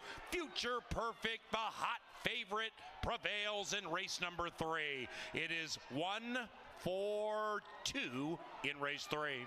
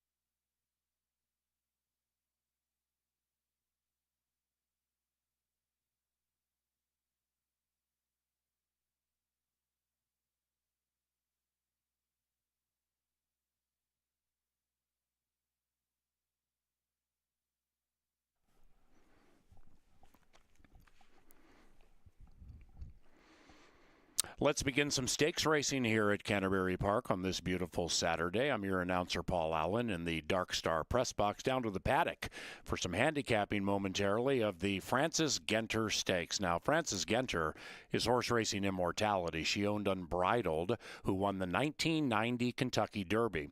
Miss Genter also with deeply rooted Minnesota ties. In fact, God rest her soul, she's buried at Lakewood Cemetery, and she also attended the University of Minnesota. So this race is named after horse racing immortality Frances Genter. Let's cap it. And here's 2/3 of the Steam team. Yes, the Frances Genter is up next. This one will conclude the post-time pick 4. Some big payouts in line if you are alive to this 4th race. We take things back to the dirt and go 6 furlongs for the Genter. Now, this is a rematch of sorts. We've seen some of these in the Northern Lights debutante as juveniles, but we do see a couple of new additions that just broke their maiden. An interesting mix. How do you take it? Well, I think this is one of those races where you either love Cupid's Crush, the favorite, who's going to be less than even money, who's going to be tough to beat, or you try to build a case for an upset. And, you know, upsets happen in big stakes races. We watched today at Saratoga where, again, that's the main national race meet right now. They had 2 1-5s on their card. Both get beat today in Italian early and then that Asmussen 2-year-old late. So if you think it's free money in horse racing, then you haven't been around long enough. There's no such thing. And Lover Girl was good enough to beat her last year. And this 3-horse who debuted here earlier this meet, I mean, she could be any kind. Well, and she has a lot of speed, and there is a lot of speed in the mix, it would appear, especially from some of those less experienced fillies in this group. But usually you would see a turn of the guard. You know, you see very good 2-year-old fillies. Maybe they level off and they plateau in their ability, and a new group of 3-year-olds comes along and kind of passes them up. But you see the 2-year-olds in here, and they've just as solid this year. I don't know if these recent maiden winners are going to make a big enough improvement to catch them yet, but if you had to pick one of them, would it be Annalie? Would it be Spoiled Brat? Would it even be Mighty Maddie? I mean, which one of these new faces, I guess, catches your eye the most? I think it's got to be Annalie, and they're all playing catch-up, right? In a race like this where the primary players like Lover Girl and Cupid's Crush have the advantage of racing last year and some seasoning, the upside lies with horses like the 3. We just don't know how good she is. She dominated a maiden race like we don't normally see. All of us in the press box, Ange, were taken back by that effort. Can she validate it? And again, to me, the fascinating part of this race is, will somebody dare take on Cupid's Crush early? We know where she wants to be. That 3's got plenty of speed. And then Lover Girl has that versatility that I really like because she might be able to sit off and pounce. And I want to see how these horses look. I think it's warm enough out here where there could be some excess sweat. And for a lot of these lightly raced horses, there's a big crowd here. And it's a loud building today, which is great, but how do they react? Right, and I would definitely factor that in with a group like this, with some 2-year-olds and such, just because they don't have much to them at this juncture of their career. Now, there should be a decent amount of pace. I thought it was fairly balanced, but if you do look at that matchup that we talked about, Lover Girl and Cupid's Crush, they took different paths to come back to this after they faced off on May 29th. That was a good allowance, and it was a good effort by both of them. But Cupid's Crush then went to the turf after that, and she won the Curtis Sampson Oaks. And Lover Girl has worked out since that time. The works have gotten pretty snappy as of late, especially that July 1st bullet. So if you think that they've taken different paths and they'll affect them differently here, how does Lover Girl turn the tables on Cupid's Crush? Well, I think if you look at the past performances and realize that the last time they met this season was back on May the 29th, opening weekend, and Lover Girl had not had a start since September, where Cupid's Crush had had a really nice start down at Oaklawn Park, so she had the fitness edge that day. Now the tables are more turned a little bit to Lover Girl. She comes back with a couple of nice workouts, including a bullet, and I'll say this, she's in front of us right now. She looks fantastic. So I think she's going to lay just off the pace. She's going to hope that that 3, that maiden winner, Annalie, gets out there and challenges Cupid's Crush. If they go eyeball to eyeball, then we have a race. Then we have a real shot for Lover Girl to come get the money. We've got a double handler on Cupid's Crush, and I'll tell you what, she looks pretty good too. Yeah, she looked right over at you when you said her name. Her stablemate's walking right in front of her, Check Cash and Connie. And Check Cash and Connie against a state bred allowance bunch on May 28th, the day before those two faced off. pulled an upset at 11-1, and I mean that day she was again against fillies. She went against males and females last time around in the MTA Stallion. Do you see a scenario where she could rebound and upset these two? Yeah, I draw a line through the last because, as you mentioned, it was facing the boys, and she's got a little versatility to her running style too. She can sit off the pace. I think if you're going to win this race, it's if you're not named Cupid's Crush, then you're going to count on Anna Lee doing all the dirty work early. And we're seeing right now Mighty Maddie, the maiden in against winners, getting permission from the Stews to go out early for her warm-up. But I just think it's going to come down to what does Cupid's Crush have left when they turn for home. If she runs her race, she's going to be tough. If the 3 softens her up, I think the 2 has the best chance to upset this race. No, that's fair. And we didn't touch much on Mighty Maddie before she left for the paddock. And if Mighty Maddie needs to stay calm, she's doing that by going out a little bit ahead of time. Mighty Maddie last time, I liked her, but she drew the rail, and the consequence of that rail draw really showed on the backside when she had to steady right out of it. She gets an outside post this time. Obviously, she's going from maiden 75s, taking the blinkers off. She needs to take a whole step ahead, but she can pass horses. Any shot you'd use her in a try? Underneath, maybe in third, but I do think the primary players here are 2, 3, and 5. I just can't get by those 3, and I think it's going to be a heck of a horse race when they turn for home. I think all 3 are going to be in with a shot. All right, the Titans of the Minnesota-bred 3-year-old filly division are going to take to the track in the Francis Genter. They'll take off in 9 minutes. Group heads to the track right now. The 1-2 favorite remains Cupid's Crush as they make their way onto the dirt. Lynn Dykert coming up soon. Nice.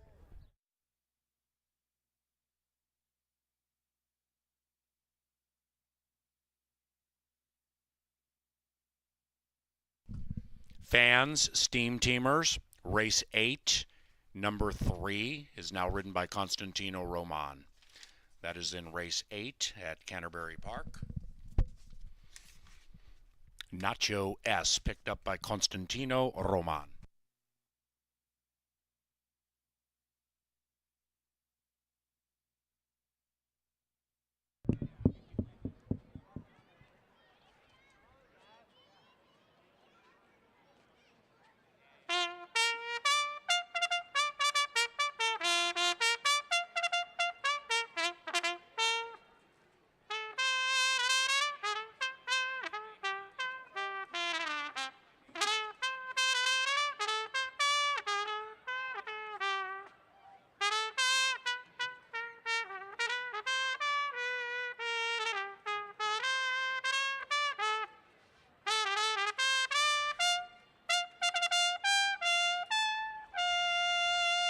Leonard Dykert brings them onto the track for the 33rd running of the Francis Genter Stakes, and here they are.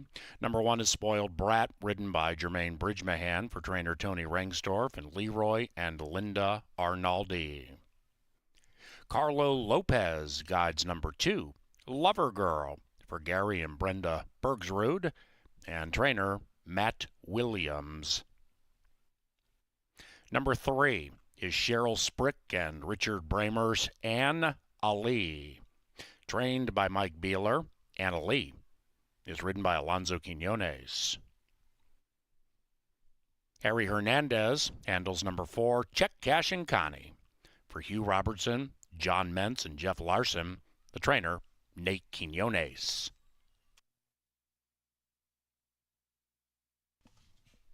Number 5, the streaking Cupid's Crush and Eduardo Gallardo, owned by Extreme Racing. This one also is trained by Nate Quinones.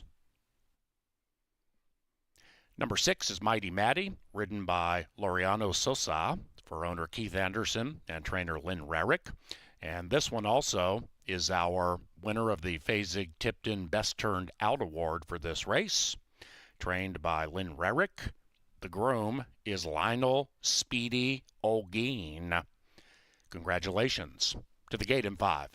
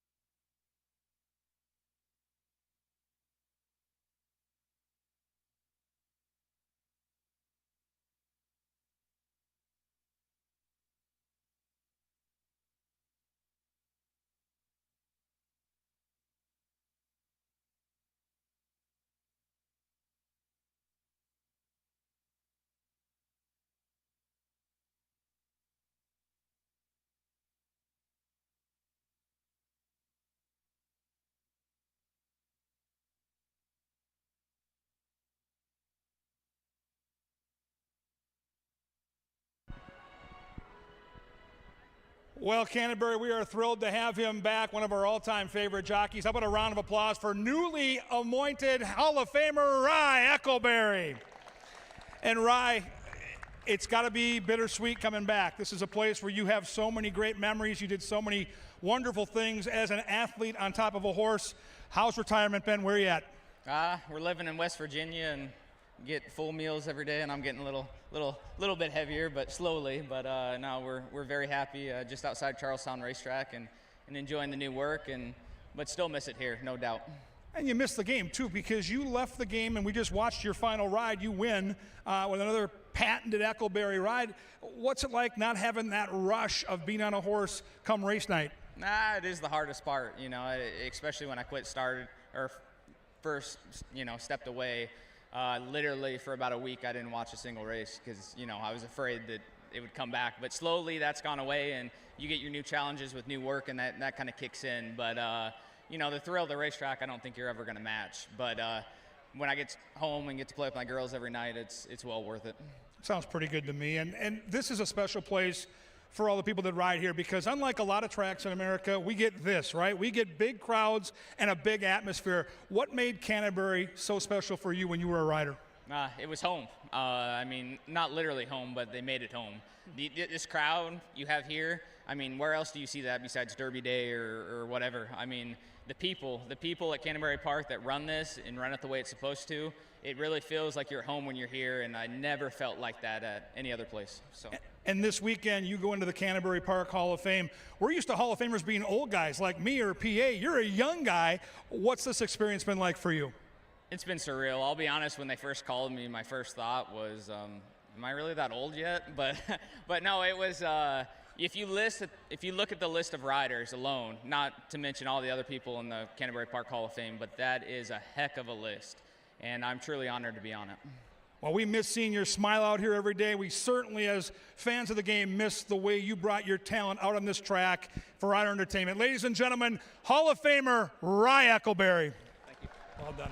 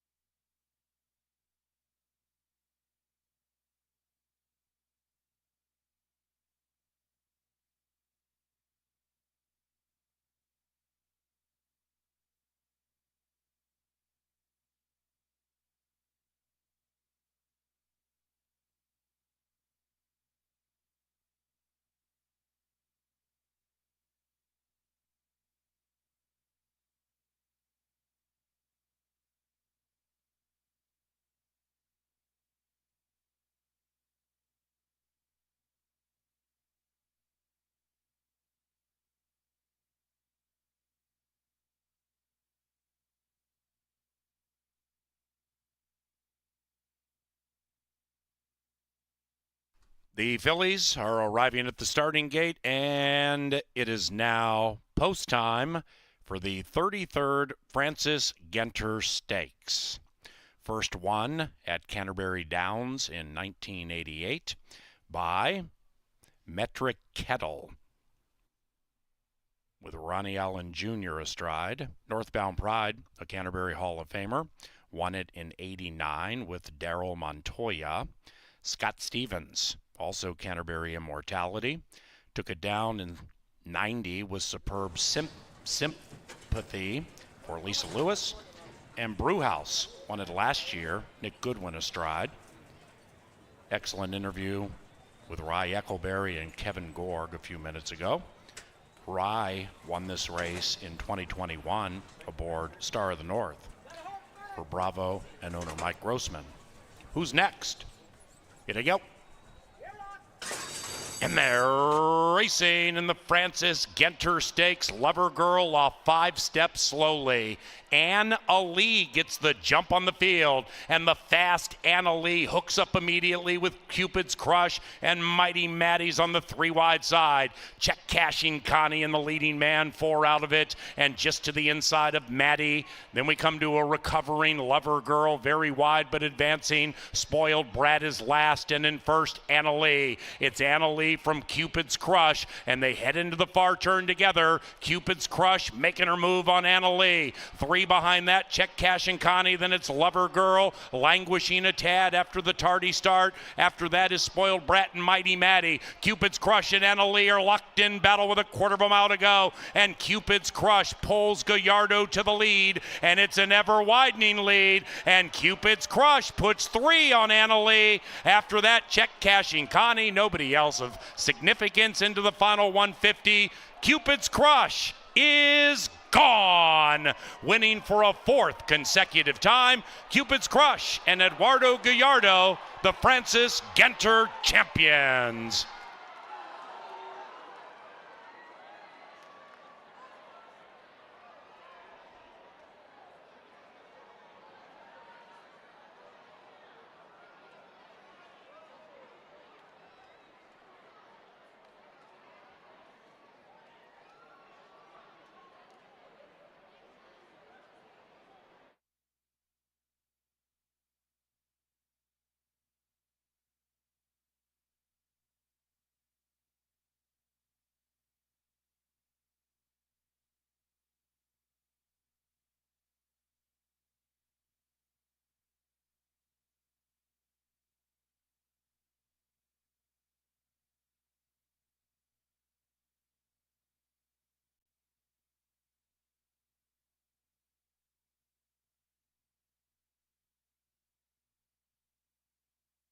Number 5, Cupid's Crush in a canter.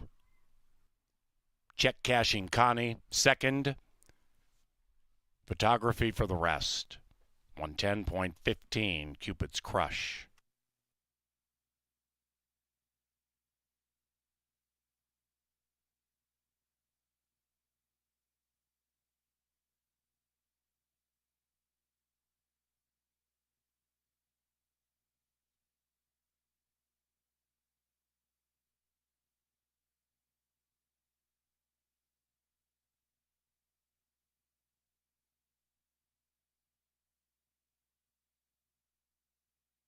The numbers 5, 4,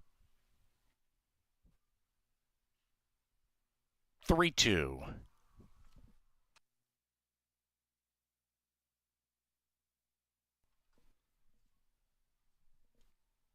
Once again, we welcome back to a familiar destination for former Canterbury jockey Rye Eccleberry. He's going to be presenting the trophy to the winning connections of the Francis Genter Stakes.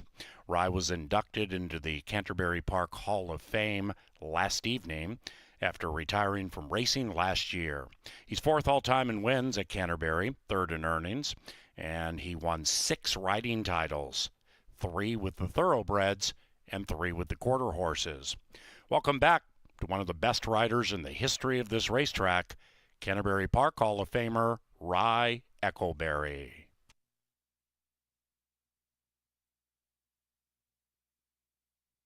The Genter is official. Into the winner's circle, the impressive Cupid's Crush and Eduardo Gallardo. Nate Quinones is the winning trainer, and the winning owners, Vicky McGowan's Extreme Racing. Congratulations, Vicky and Extreme. They've won this race 2 consecutive years, having scored it last year with Brewhouse.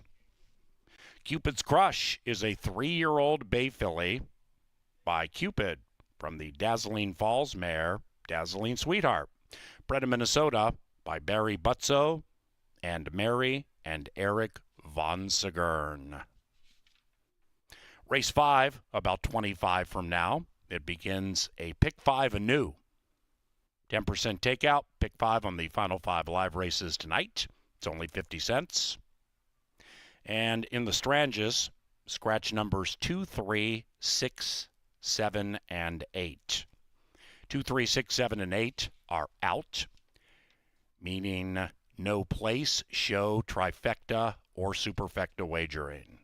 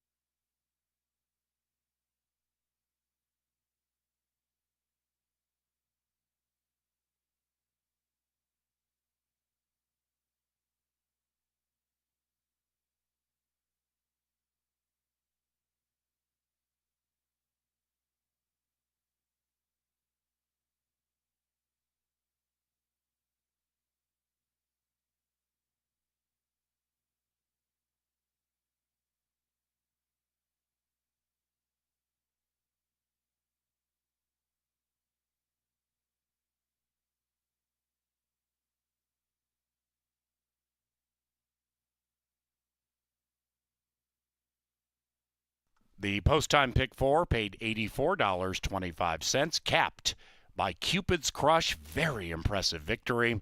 For more, here's KG.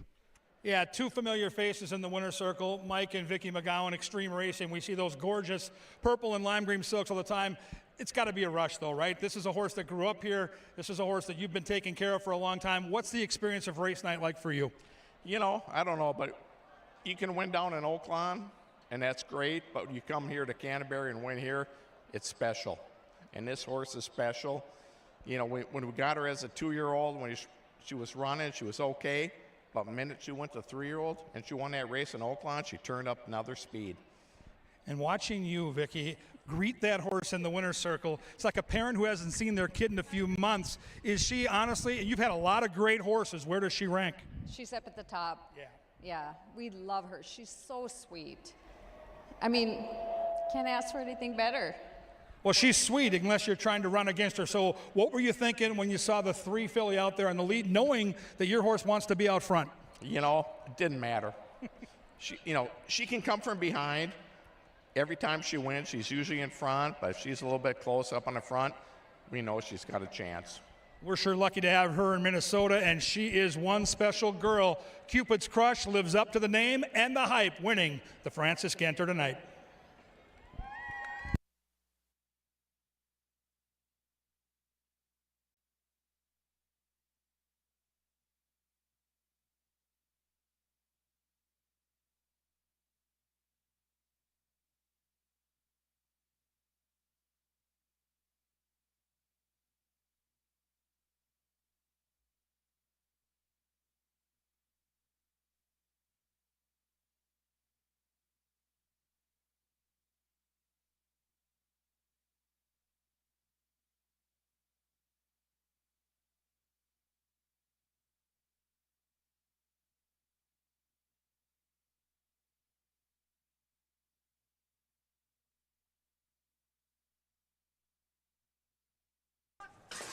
And they're racing in the Francis Genter Stakes. Lover Girl off 5 steps slowly.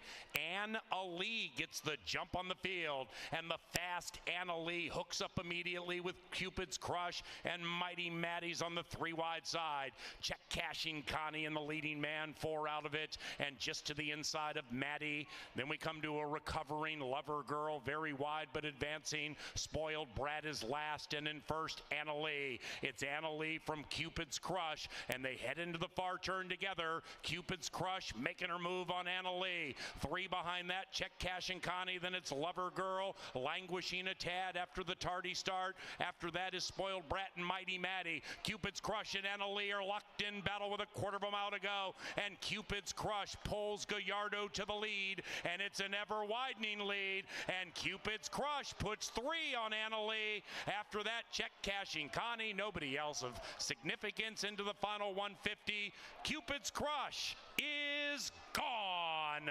Winning for a fourth consecutive time, Cupid's Crush and Eduardo Gallardo, the Francis Genter champions.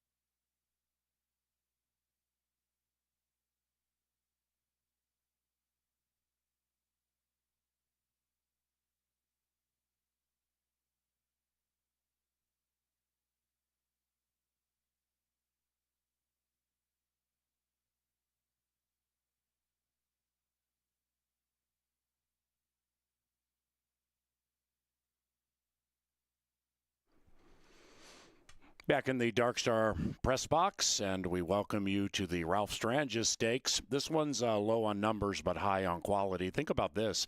The winner of this race last year was number 4, the Alligator Hunter, but he was disqualified. Stagecoach Boys just lost the Brooks Fields by that much on this course, and Xavier Dave's looking to win 2 in a row. We only have 3 of them, but this should be a humdinger. We have 2 members of the Steam team ready to tell you who the winner's going to be. Well, it should be a great race. And, you know, again, if you're going to have all the scratches and we're going to be down to 3, Angela, these are the right 3. You could put a 12-horse field out there, and these 3 were going to dominate in the wagering. Each one of these horses is such a quality racehorse, and it's going to really come down to how does this race turn into a paceful or paceless race with only 3 horses. When you get 10 or 12 horses, the pace is guaranteed. Not the case here. Right. I mean, they become more of a rider's race, but you have some very battle-tested, very versatile runners, and then you have the newer face on the scene being Stagecoach Boys. You know, there's 14 and 22 starts to the other 2, and Stagecoach Boys just has the 6th, but has been this sort of horse right from the start. They thought this is what he was going to be good at. He proved them right, and Stagecoach Boys has really ascended nicely and really turned a corner, I thought, in his 4-year-old year.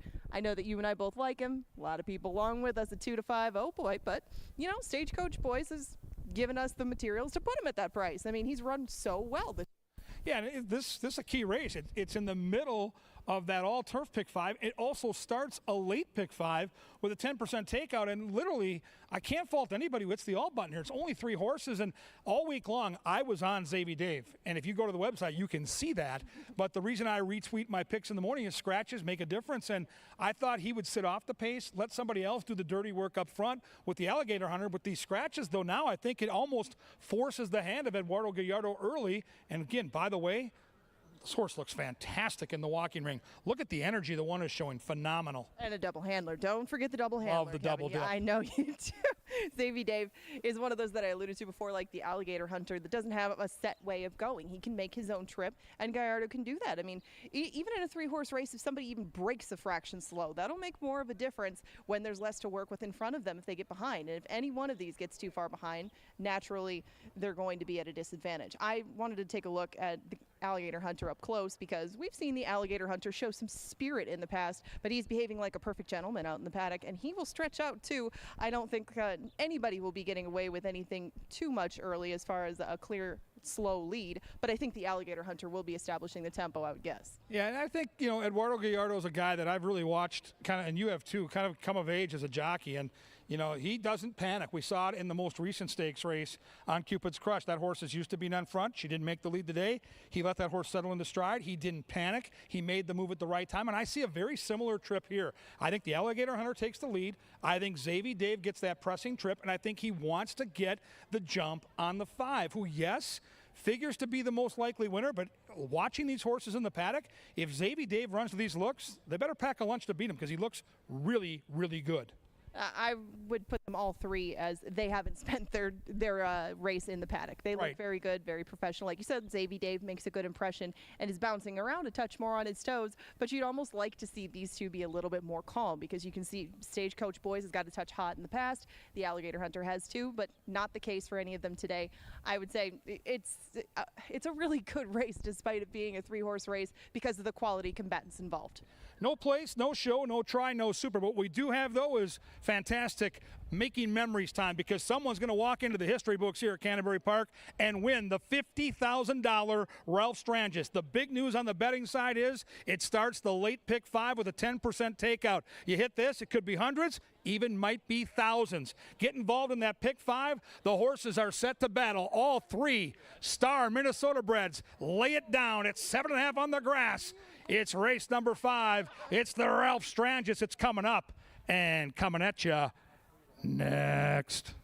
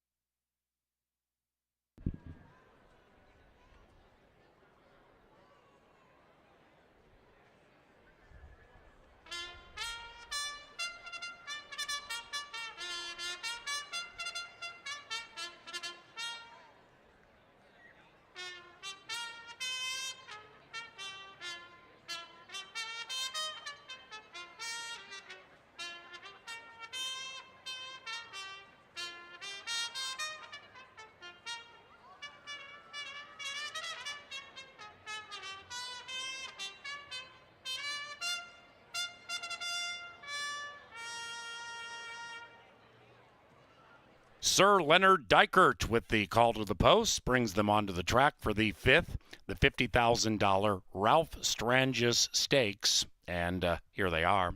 Number 1 is Linda Bush's Zavy Dave, trained by Nathaniel Quinones, the jockey Eduardo Gallardo. Alonso Quinones rides number 4, the Alligator Hunter. Owned by Pete Matson and Tim Padilla, the Alligator Hunter is trained by Tim Padilla. And number 5 is Stagecoach Boys, ridden by Constantino Roman, the owner, Canterbury Hall of Famer Bob Lothenbach and Lothenbach Stables. And this one is the Fasig-Tipton Best Turned Out Award winner for this race. The trainer is Joel Burnt, and Stagecoach Boys is groomed by Greg Pena. That's the lineup for the 7th running of the Ralph Strangis Stakes. They head to a firm turf course 5 minutes from now.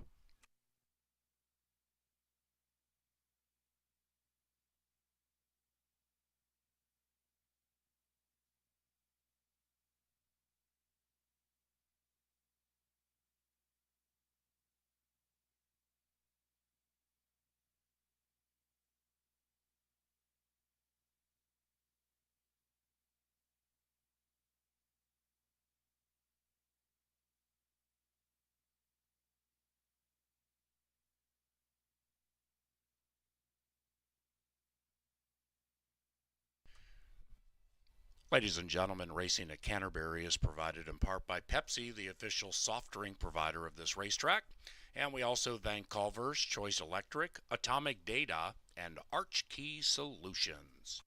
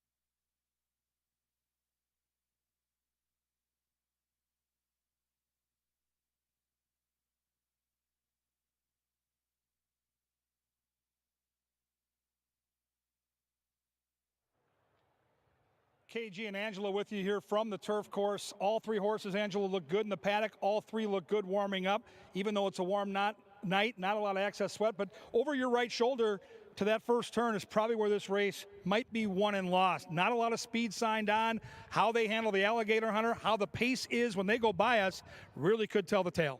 Well, and there's going to be a lot of decisions that need to be made by these riders very quickly to adapt to the small field size. And I thought that giving Alonso Quinones speed, giving Constantino Roman a little bit more tactical speed this year with Stagecoach Boys, a horse that he knows very well, and giving Gallardo the inside running to make a decision from there with some tactical speed with Xavier Dave, all puts them in a good spot to utilize their mounts in where they want to be in the race. I am fascinated with how these jockeys handle their assignment because all three of these horses have a unique running style. If the alligator hunter gets loose and can dictate terms, he'll be a handful. If Xavier Dave goes, can he put enough pressure to beat him and hold off Stagecoach Boys? And then for Constantino Roman, it's a horse that's used to a hot pace. Can he lay back and make the right move at the right time? And this is the part of the track that these jockeys have to navigate well in the first turn to set up for what they want to do at the end on the finish line. Correct. This is why we call this a rider's race. They're going to have to pick their spot, settle into it, and really give themselves the possibility of either saving ground or getting a different sort of trip than I guess we would anticipate. But the way we see it setting up, I think they're going to have to run down the alligator hunter, and they'll probably not be too far behind him in the early stages. Paul Allen, this should be an awesome race to watch unfold. Let's take in the stakes together, and let's see how this turf plays out.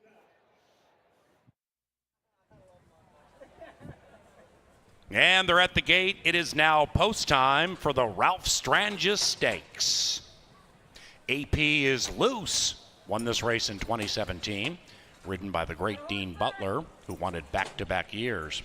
Let's see who's next. They're in the gate. And they're racing in the Ralph Strangis Stakes. And all three were off smoothly.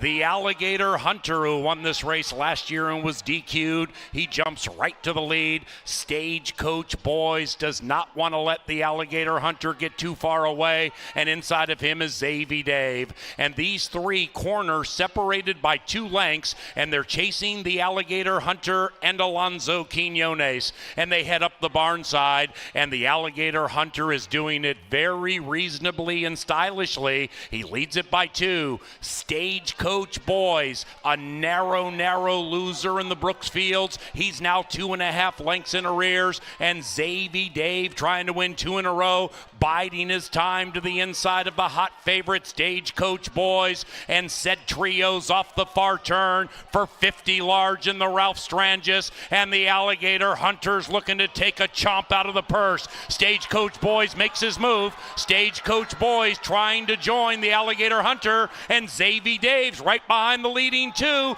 and now they come charging down the Canterbury Park turf course. The alligator hunter is wavering inside Xavier Dave. Stagecoach Boys right there needing to give more. Xavier Dave comes scooting through beautifully. Stagecoach Boys, one last stab. Xavier Dave is the Strangis champion.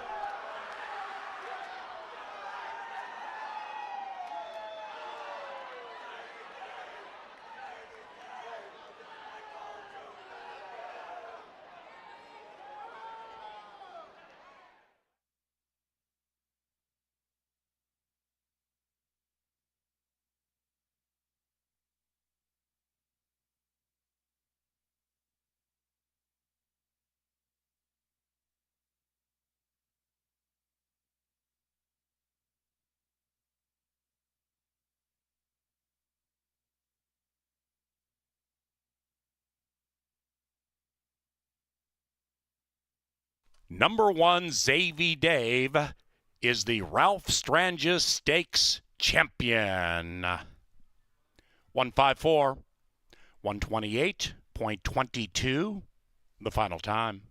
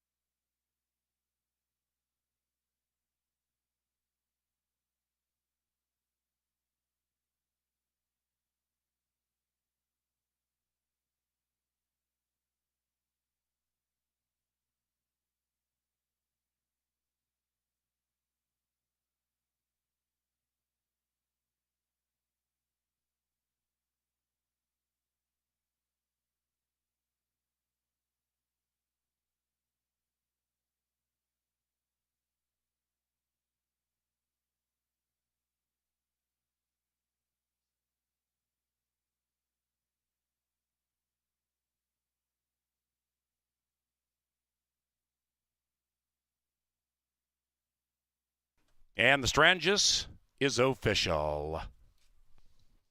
On to race number 6 and on to the firm turf course. No scratches, no rider changes. Pick 4 wagering on the final 4 live races tonight. Post time about 23 minutes from now.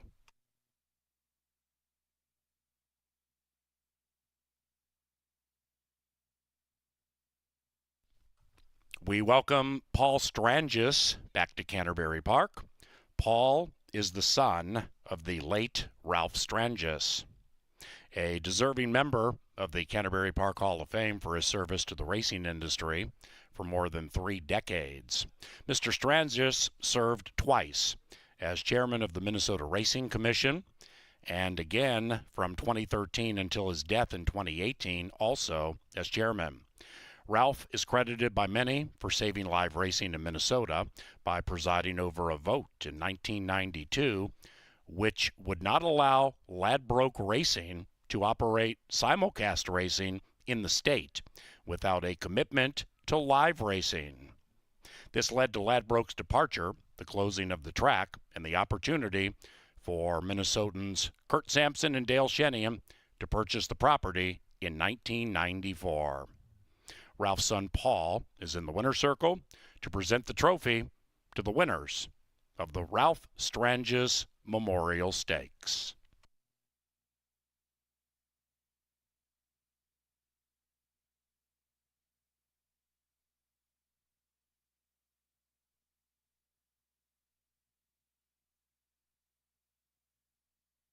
Race number 6 provided by the Minnesota Lottery and also by Quick Trip.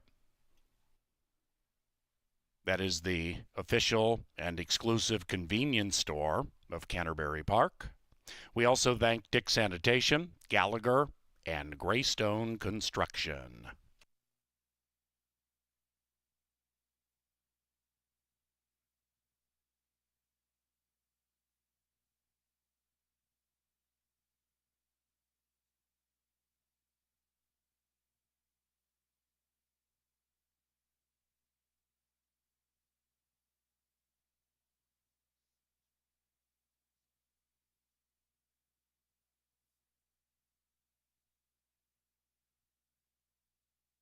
Into the winner's enclosure, Zavy Dave and Eduardo Gallardo. That's 3 in a row for Eduardo Gallardo and trainer Nate Quinones. The winning owner, Linda Bush. Zavy Dave is a 4-year-old brown colt by Temple City out of Our Sweet Mary B. Bred in Minnesota by the late Warren Bush.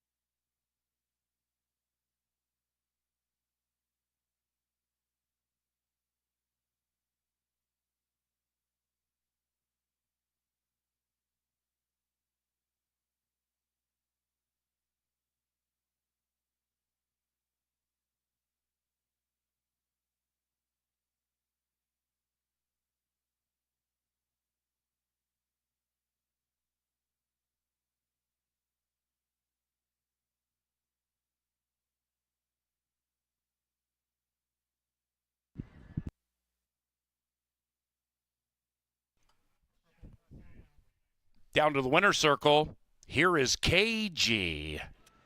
3 straight wins for the man next to me as the trainer, Nate Quinones. This is a young man that when I started 23 years ago, you were running around that paddock like a little rugrat. Now you're out here sweeping stakes cards. It's got to be a thrill to watch your horses run so well. Yes, it is. We have a really good team of people at the barn. They're really, really great. I got an opportunity to be here right now, and I can't do it without them and all the owners that support us every single day. It's awesome to be here, and I'm from Minnesota, so it's home like Rye Echoberry's here. I mean, we grew up here. This is awesome. It's fun to see you have this great success. You mentioned it's a team, and a big part of that team is the jockey, especially in a turf race. When you were watching this race, what did you see from Eduardo Gallardo? Because that looked like a heck of a ride from my point of view. I got to thank my uncle for letting him up the rail. That's not supposed to happen. That's not supposed to happen in three-horse field. You're supposed to go around, but we got it really easy, and we got to the wire first. That's what matters. Congratulations, homegrown kid, homegrown horse, meeting the winner's circle. Well done, Nate. Thank you, Gordon. Nate Quinones puts a cue around back-to-back stakes races win, and they've got more opportunities as the night progresses, so keep an eye on that barn.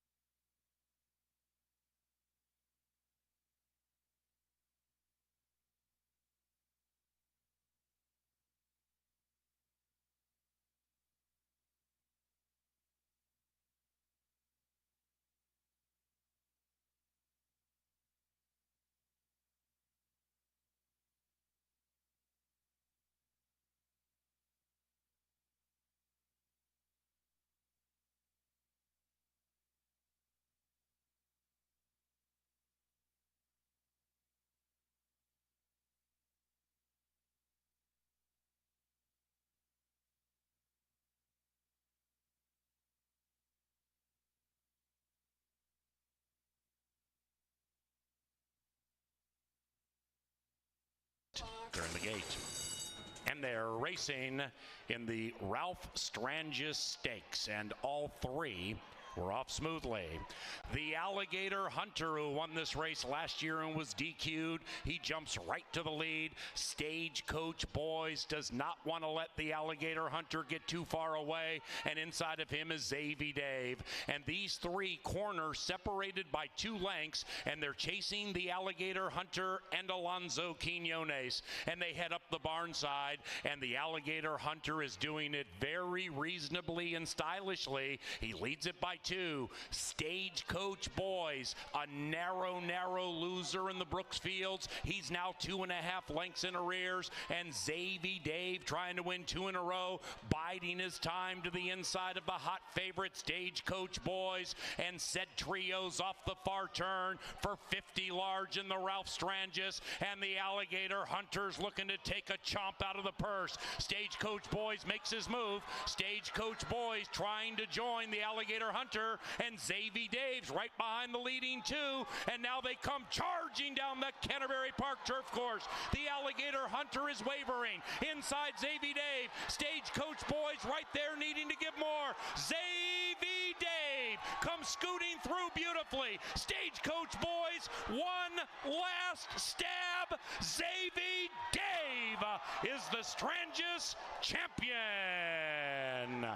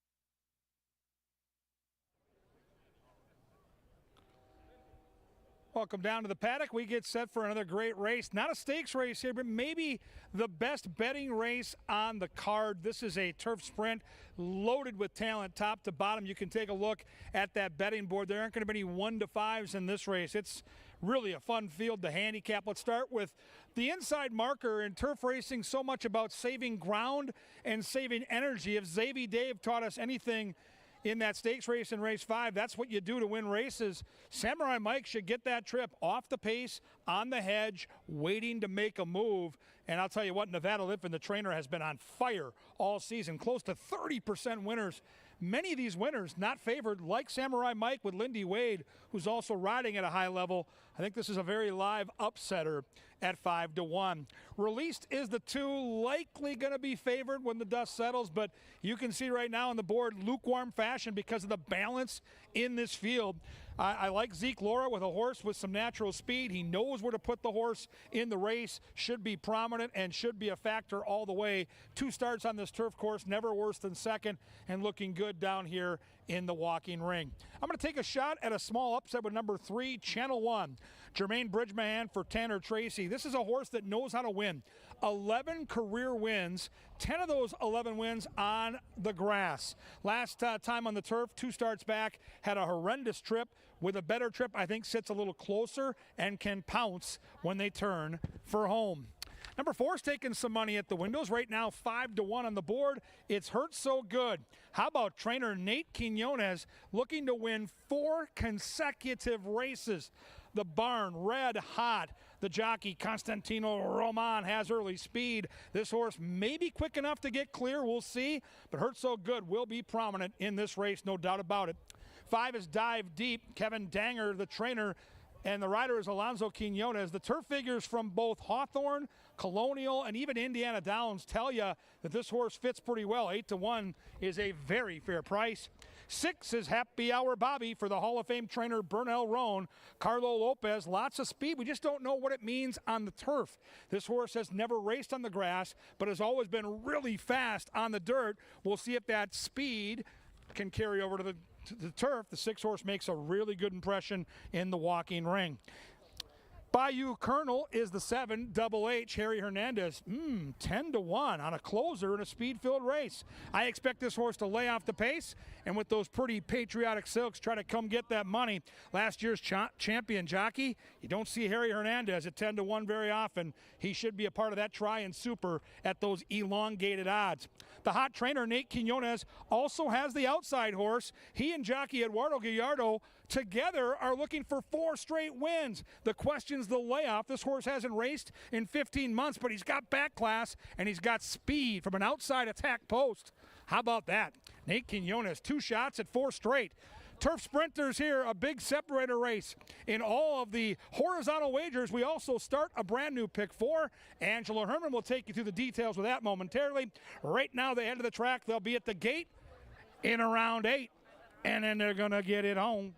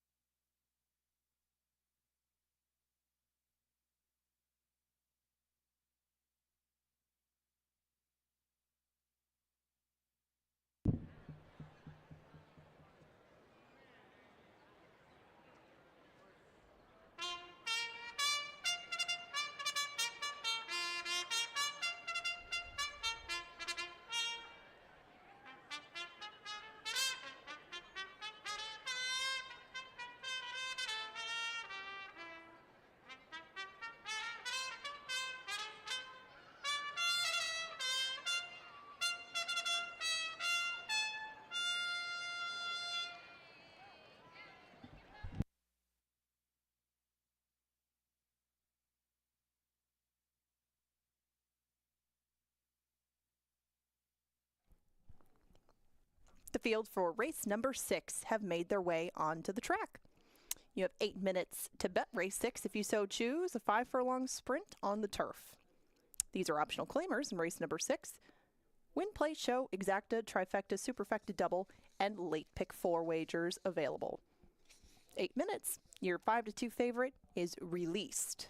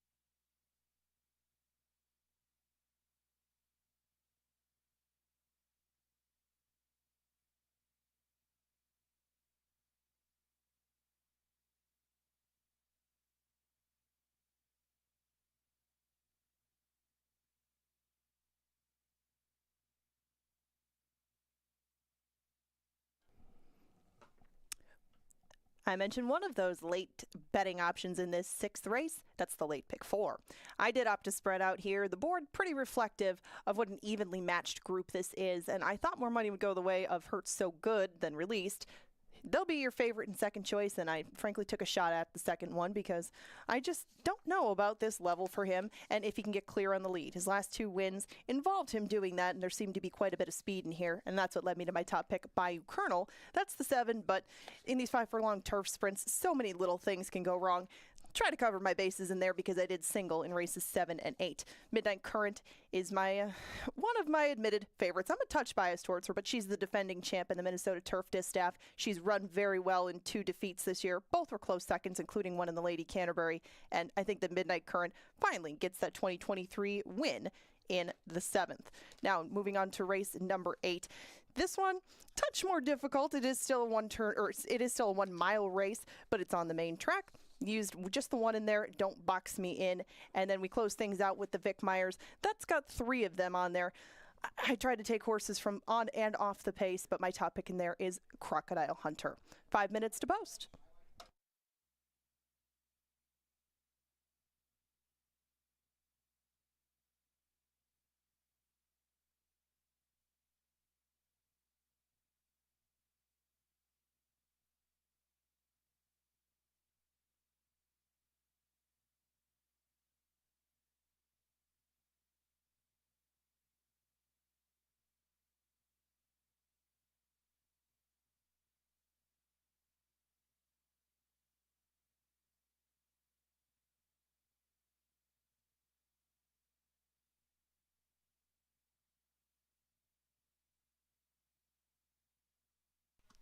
Ladies and gentlemen, we want to welcome those to the winner's enclosure for our Minnesota Lottery Play of the Day. Each of the contestants has been assigned a horse in this, the 6th race.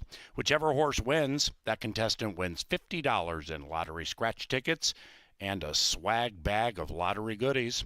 Second and third place contestants also win a prize. Good luck to everybody in the winner's enclosure. The race is 3 minutes away.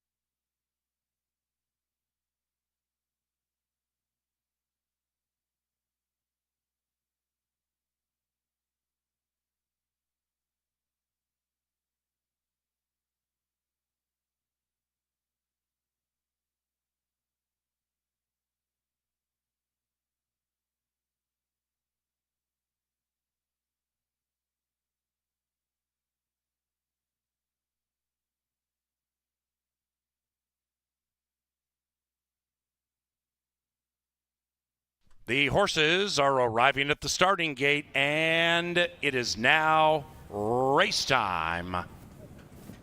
8 battle on the beautiful turf course. Extreme day tomorrow. We have ostrich, camel, and zebra racing tomorrow. That begins at 1 o'clock. Thursday racing has returned to Canterbury.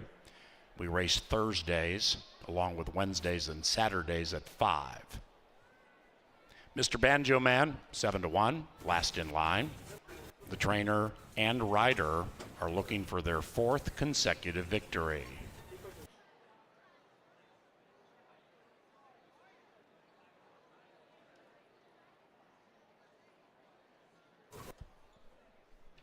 Eight in the gate, race 6.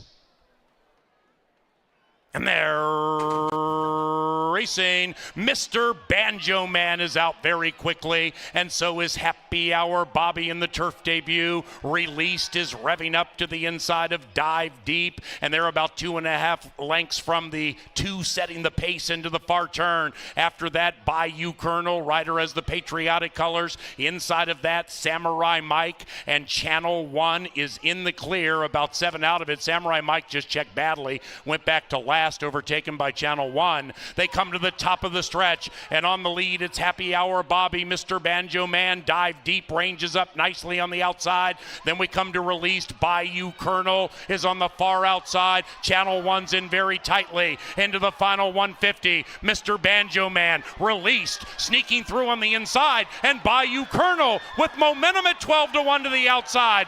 Bayou Colonel rules over race 6.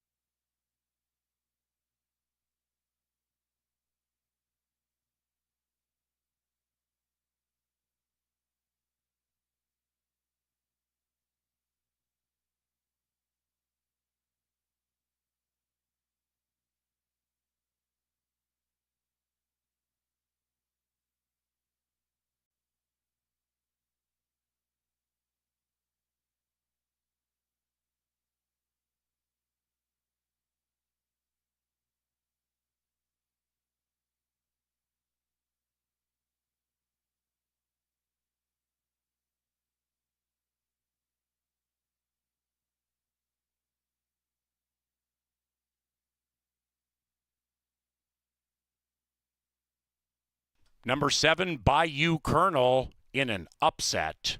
7-2-8-3 with a claim. Stand by.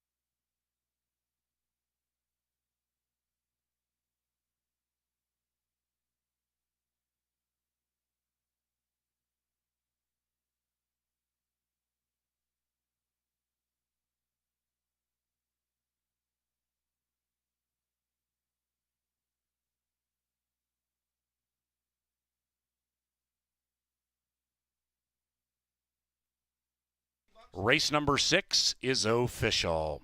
Bayou Colonel, $27.60 for a $2 win wager. Exacta $33.40, trifecta $138. 10-cent superfecta $143 for a dime. The number 7283. The pick 3 paid $37.50. Number 2, released, was claimed for $16,000. The new owner and trainer, Gabriel Silva. Released, claimed, 16K, G Silva, G Silva. The 7th race is the Minnesota Turf Distaff for $50,000. Scratch numbers 3, 5, and 8.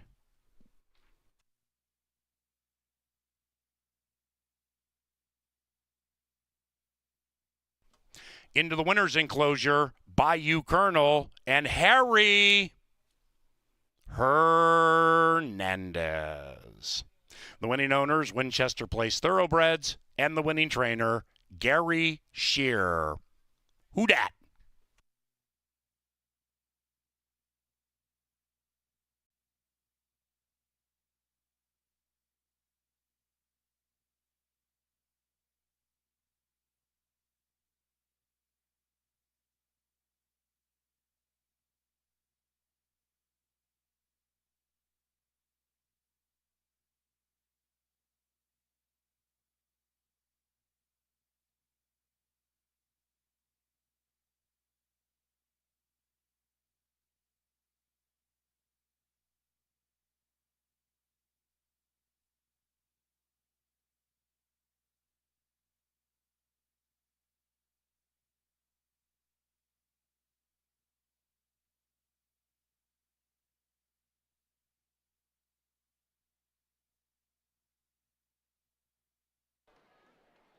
And they're racing. Mr. Banjo Man is out very quickly, and so is Happy Hour Bobby in the turf debut. Released is revving up to the inside of Dive Deep, and they're about 2.5 lengths from the 2 setting the pace into the far turn. After that, Bayou Colonel, rider as the patriotic colors. Inside of that, Samurai Mike and Channel 1 is in the clear, about 7 out of it. Samurai Mike just checked badly, went back to last, overtaken by Channel 1. They come to the top of the stretch, and on the lead, it's Happy Hour Bobby. Mr. Banjo Man, Dive Deep, ranges up nicely on the outside.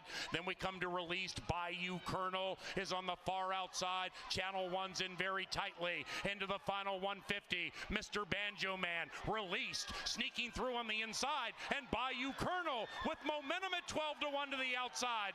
Bayou Colonel rules over race 6.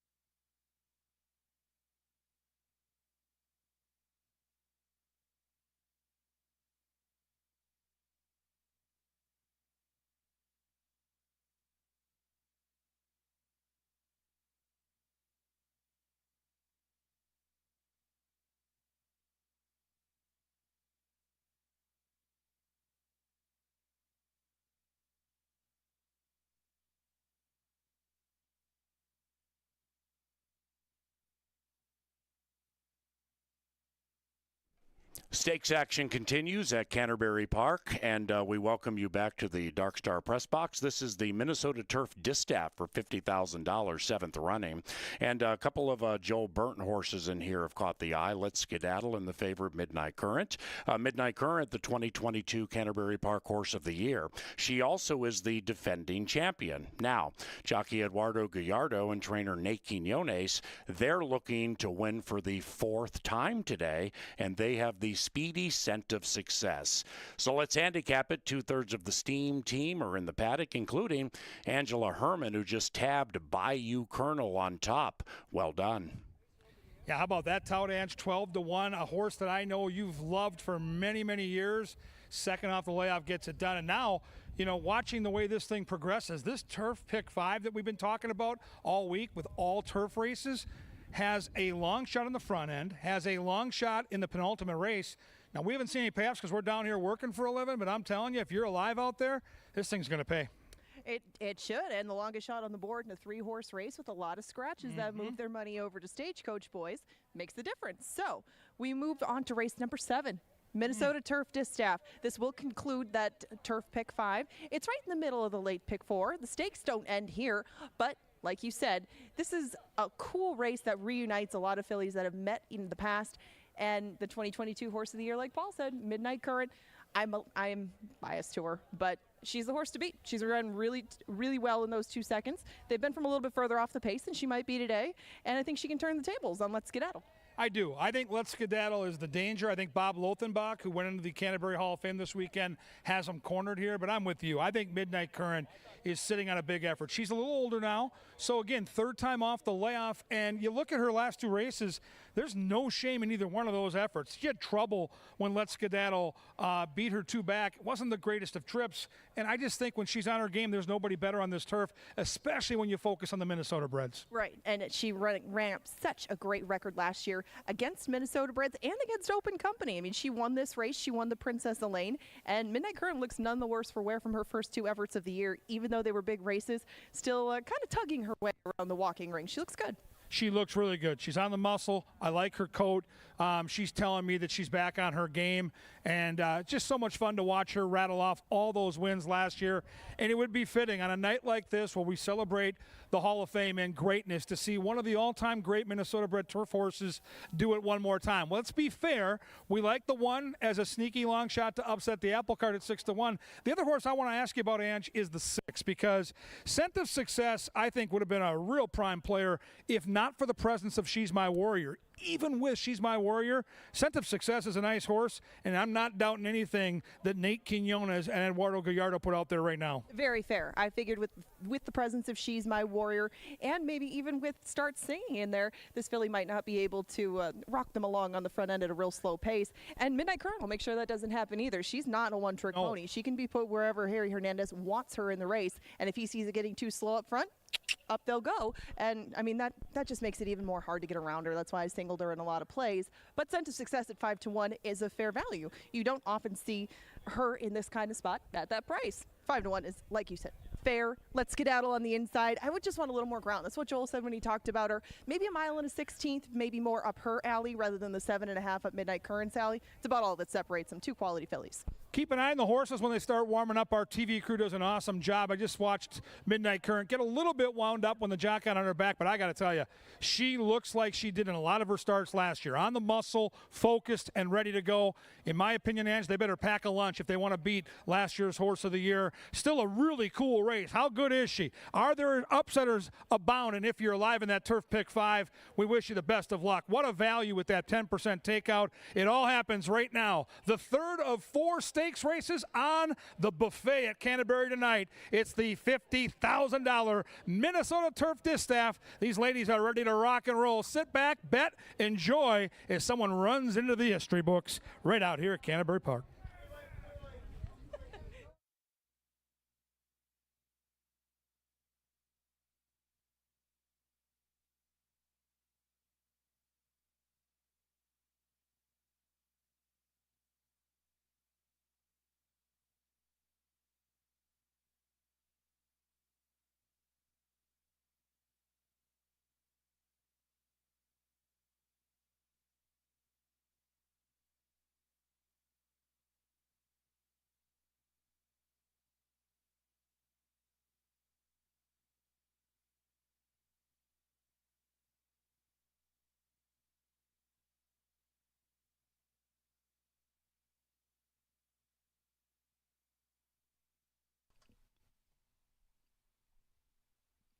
Lynn Dykert, and the call to the post for the Minnesota Turf Distaff.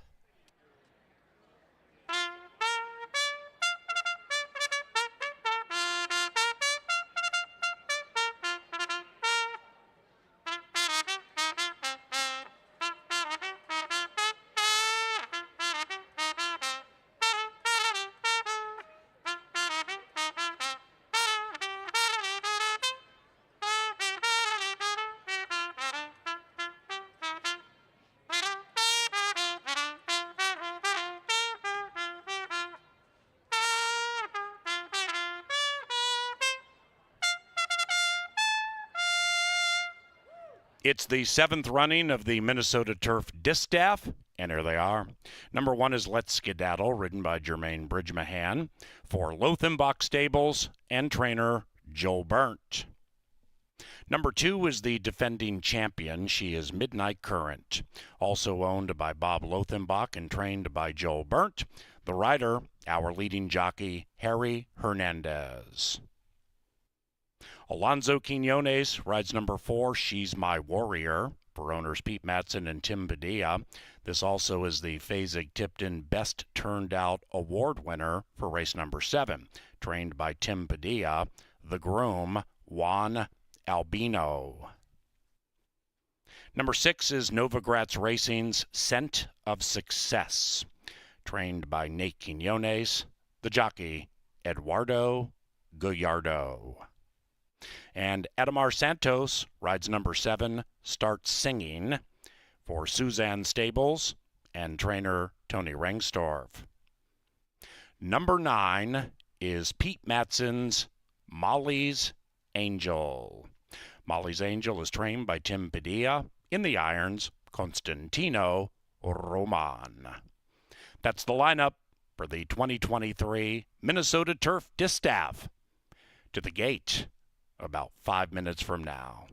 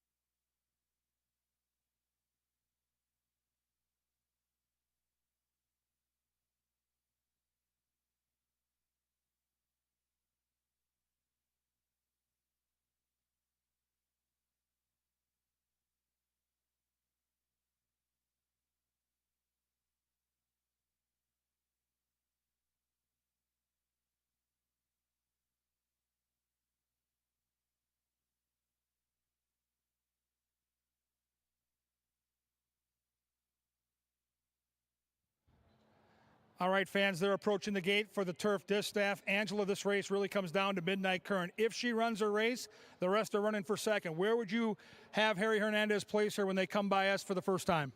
Well, the thing of it is that her stablemate Let's Skedaddle doesn't have a bunch of speed, so she could move down to the inside. I wouldn't mind that sort of trip for her, maybe sitting in second or third.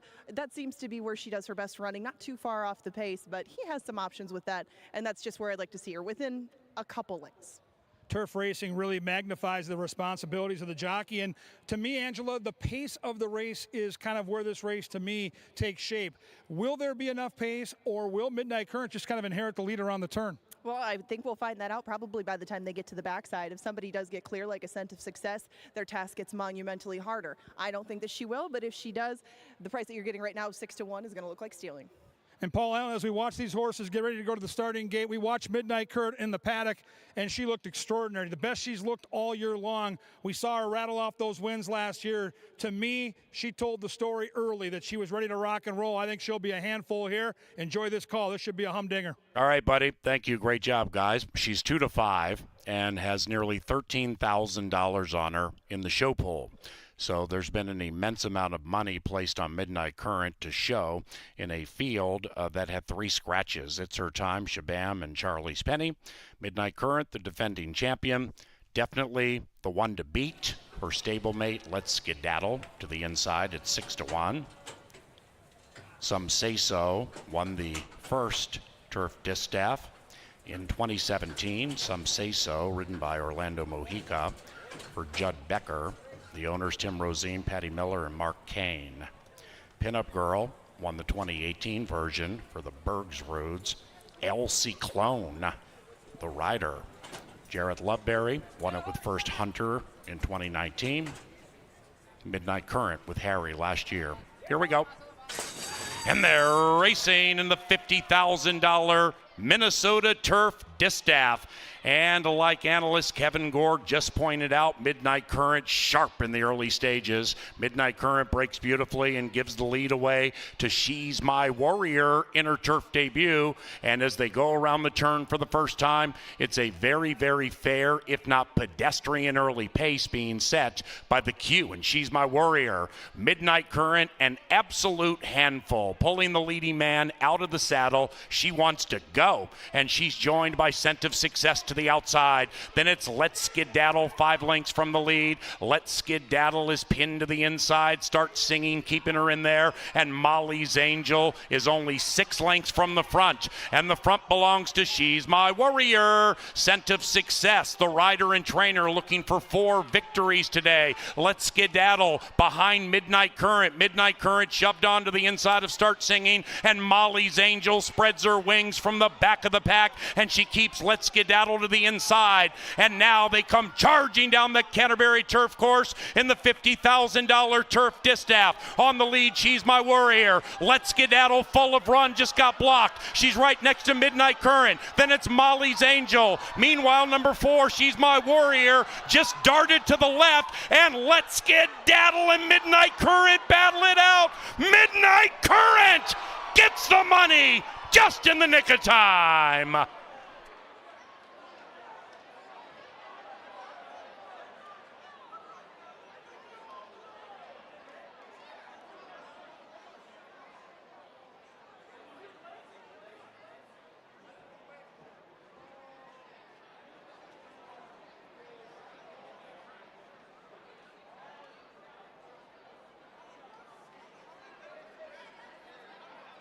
Photo finish.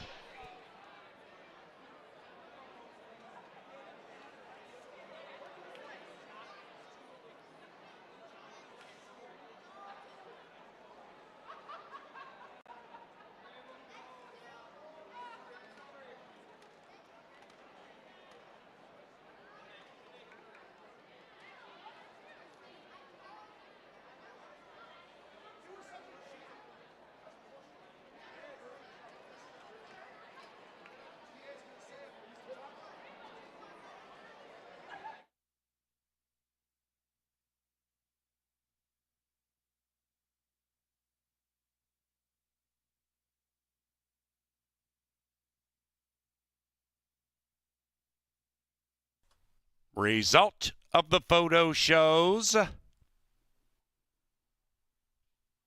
Midnight Current has gone back to back. 2-1-6-4.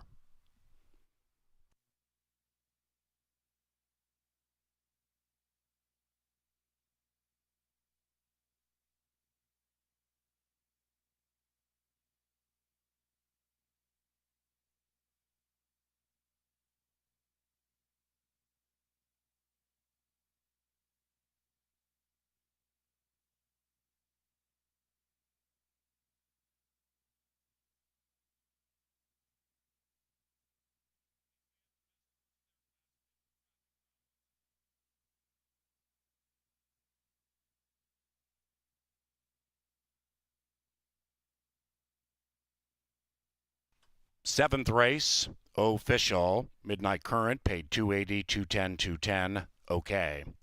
Pick 3, $49.50. Exacta $2.30, trifecta $2.45, race 8th, 22 minutes from now. In the 8th, number 3, Nacho S, now ridden by Constantino Roman.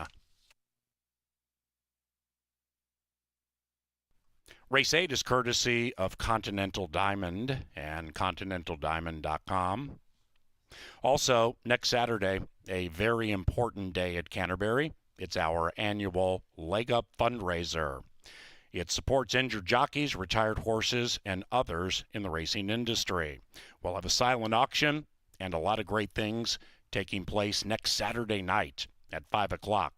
Leg Up Fund, night at the races.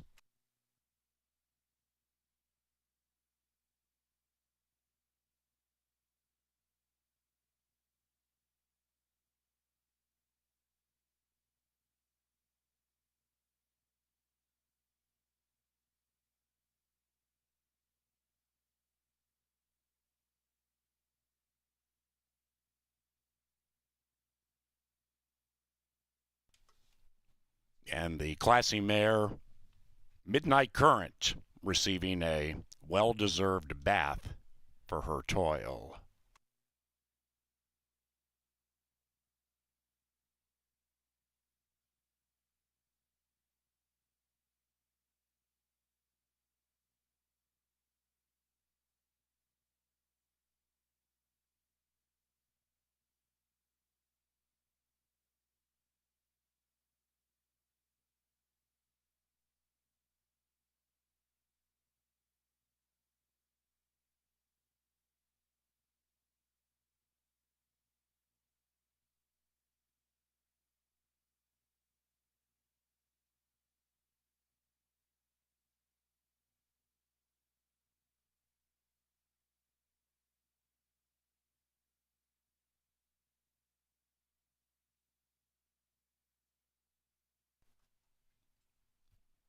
She's the defending champion, and she was the Canterbury Park 2022 Horse of the Year. Back into a familiar place comes Midnight Current and her jockey, Harry Hernandez. Canterbury Park Hall of Famer Bob Lothenbach and Lothenbach Stables own Midnight Current, also bred her in Minnesota. The winning trainer, Joel Burnt. Midnight Current is a 5-year-old brown mare by Midnight Loot from the Tis Now mare, Sharp Current. Race number 8, about 20 minutes from now.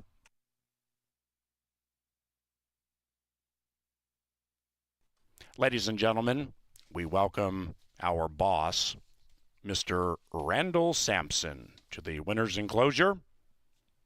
The Sampson family was inducted into the Canterbury Park Hall of Fame in 2003. Track President Randy Sampson is making the trophy presentation to the winning connections from the Minnesota Turf Distaff. Welcome back to the winner's circle, Mr. Randall Sampson.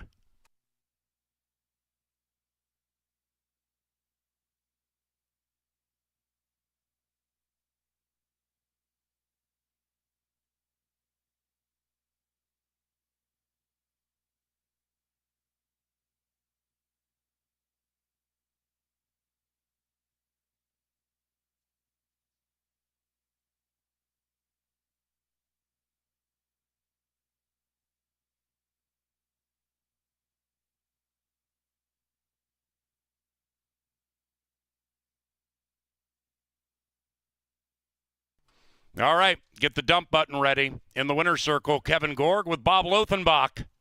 What a weekend for this young man next to me. Went into the Canterbury Park Hall of Fame. One of the most important owners we've ever had. Supports our game. You have horses all over the country, but to have this weekend where you get honored by Canterbury, this is home for you. What has this meant, Bob? Well, for me to have my family and my kids here was incredible.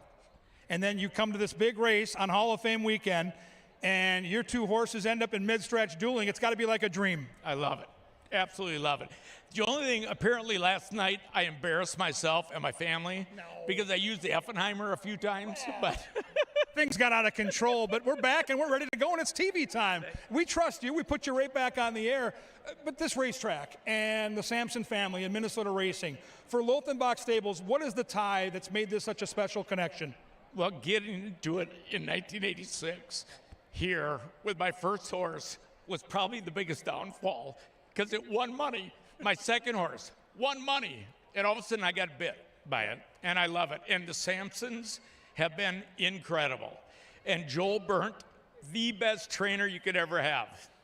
Well, that just about sums it up. How about a round of applause for a brand new Hall of Famer who just ran 1-2 in a stakes race, Bobby Lothenbach. What a supporter of Minnesota racing this guy is. Thank you. You have been.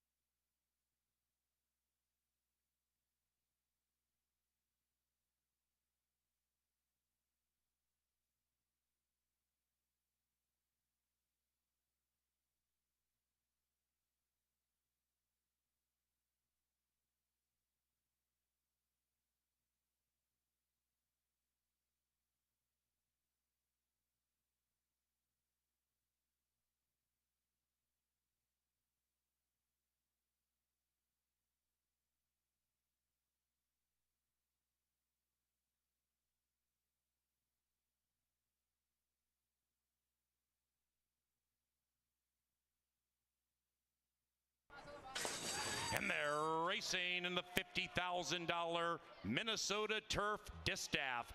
And like analyst Kevin Gorg just pointed out, Midnight Current sharp in the early stages. Midnight Current breaks beautifully and gives the lead away to She's My Warrior in her turf debut. And as they go around the turn for the first time, it's a very, very fair, if not pedestrian early pace being set by the Q. And She's My Warrior. Midnight Current, an absolute handful. Pulling the leading man out of the saddle. She wants to go, and she's joined by Scent of Success to the outside. Then it's Let's Skedaddle, 5 lengths from the lead. Let's Skedaddle is pinned to the inside. Start Singing, keeping her in there. And Molly's Angel is only 6 lengths from the front. And the front belongs to She's My Warrior. Scent of Success, the rider and trainer, looking for 4 victories today. Let's Skedaddle behind Midnight Current. Midnight Current shoved onto the inside of Start Singing, and Molly's Angel spreads her wings from the back of the pack, and she keeps Let's Skedaddle to the inside.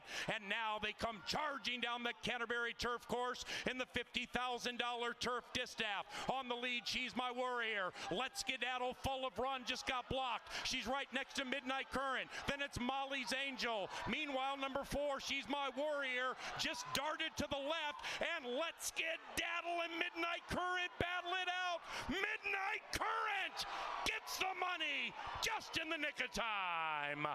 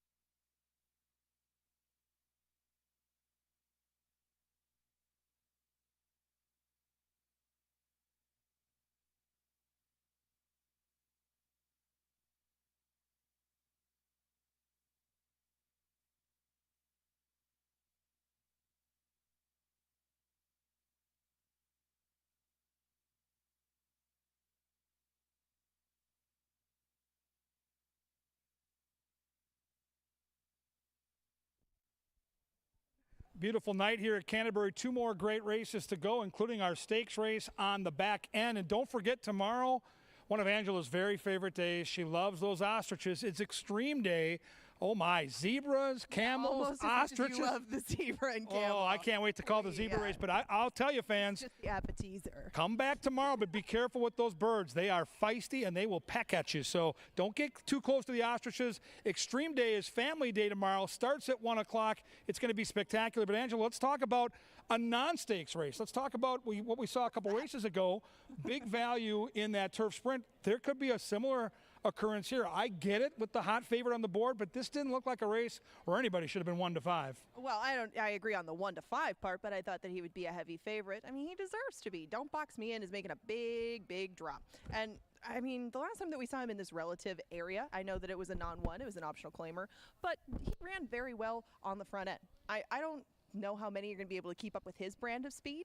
So Don't Box Me In looked very logical to take them most of the way, if not the entire way, but I was very interested in Unique Path and what he can provide to it. If some of the sprinters, if some of the horses find their old speed that they might not have shown in a while, Don't Box Me In may end up both wide and cooked on the front end. And this is one of those races where you want to come down to the paddock or watch your television monitors and see what you can see from the body language of these equine athletes. It is dusk now here in Shakopee. It's nice and cool, light breeze. So we shouldn't see any extra sweat or any issues with these horses. And so far, Angela, these claimers are coming out of the saddling enclosure looking like old pros that we knew they were. Yeah, for the most part. Tale of Truth has a bit of spunk to him, but Tale of Truth is the least experienced of the bunch too, but he's prancing around on his toes a bit. The rest of them pretty well behaved, but I will say that as far as behaviors go, watch Don't Box Me In at the gate, because Don't Box Me In and the gate are frankly not friends. So if he can go in, he can keep his composure and get out clean and do so in a short period of time. As long as he doesn't have to stay in there too long, I think he deserves to be the heavy favorite, and unfortunately, you just got to take him with a grain of salt and maybe single him. Yeah, I like him, Ange. I think he's definitely the horse to beat here. But if you're looking for a value player, maybe looking for a long shot to play, mix into your exactas, tries, and supers, take a long look at number 2, Past the Cat, who's right behind us right now. I think this horse, Ange, needed that start against Botany last time. Second off the layoff. I think the 1 mile distance suits this horse perfectly, and with that inside post at post 2, I think the 2 gets a really nice trip, and I think this horse absolutely can get a piece of the try and super at a nice price. I think you laid out his perfect trip very well, and I did put him third because I thought he'd be close to the front end, but I think he might end up in chase mode most of the way. I don't think he's quite as quick as Don't Box Me In when Don't Box Me In gets out clean, but you do get 12-1 as opposed to 2-5, and Past the Cat has proven he can do this at Canterbury. I understand all that. It's just that maybe I would like to see him with a little bit more to him as far as races this year, and that's really the only argument I have against him. But I want your take on Unique Path, because I mean, he got bobbed on the line last time. He ran a very good race on the turf. They're going to move him back to the dirt, and he has his only win on the dirt. So do you think that maybe this is a positive turn and just that little extra something that Unique Path needs? Yeah, and Adamir Santos is well mounted, has a win tonight. I think he's got a big shot in the last in a stakes, and I'm very curious, like you are, with where this 4 goes as far as the trip. I acknowledge that our top pick, the 7 with Harry, likely is on the lead. I think the 4, though, sits that nice press and pounce trip, makes a good impression down here in the paddock, and if you want to try to beat the favorite, I think of all the horses entered, the most likely upsetter to me is the 4 Unique Path, and I can't believe this horse is 12-1. That's a great price. Agreed. If you're going to give me those prices, if you could lock them in like they do other parts, I would definitely take 12-1 on him over 1-5, but they fall the way they fall. We saw this race pretty much the same, and if you want to link maybe those 3 together in tries or supers, that might be the way to do it. Just do it straight like that, and that's about the way to maximize Don't Box Me In. Important race, late pick 4 style, late pick 5 style. Good luck with your wagers. The claimers are going to battle, and then don't forget race number 9, the Victor S. Myers, a really cool stakes event. The fun just keeps on going late into the night. Right now, though, the horses head down the tunnel. That's our cue to head upstairs. Here comes race number 8 right out here at beautiful Canterbury Park.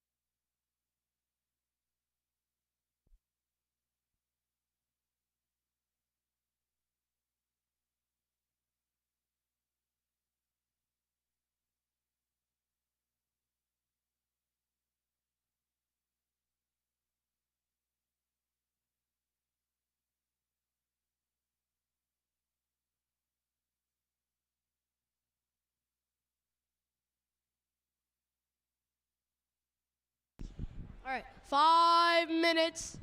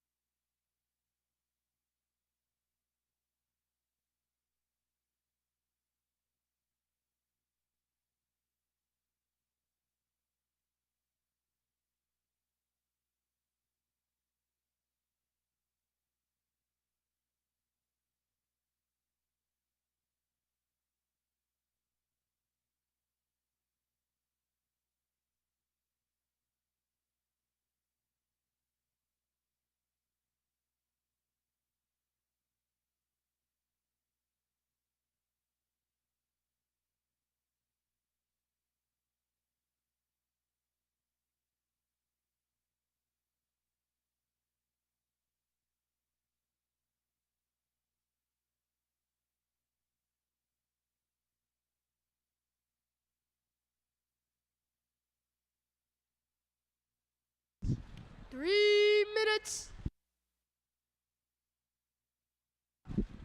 Don't get shut out. Bet more, win more.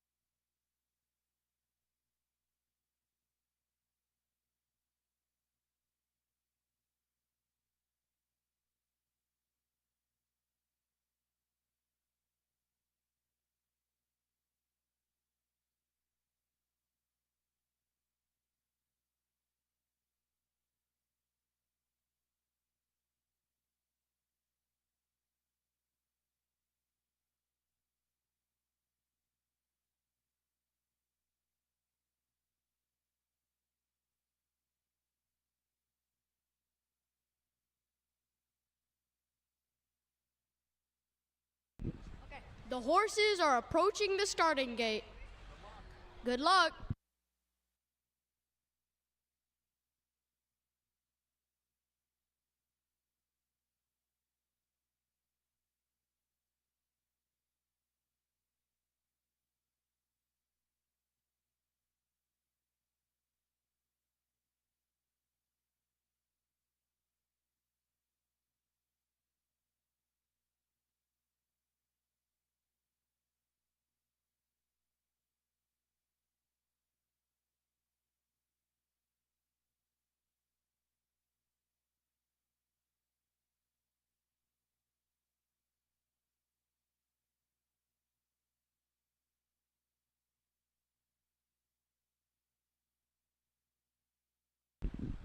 It's post time.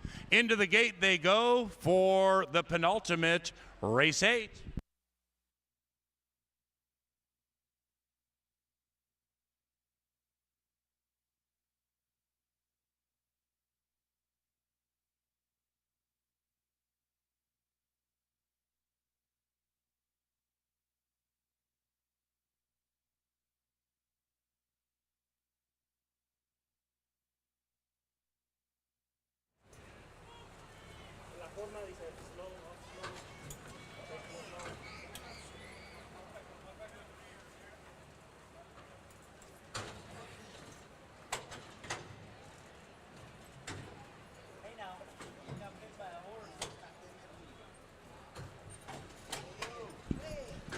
One out. Big Pete last in line. Following Unique Path.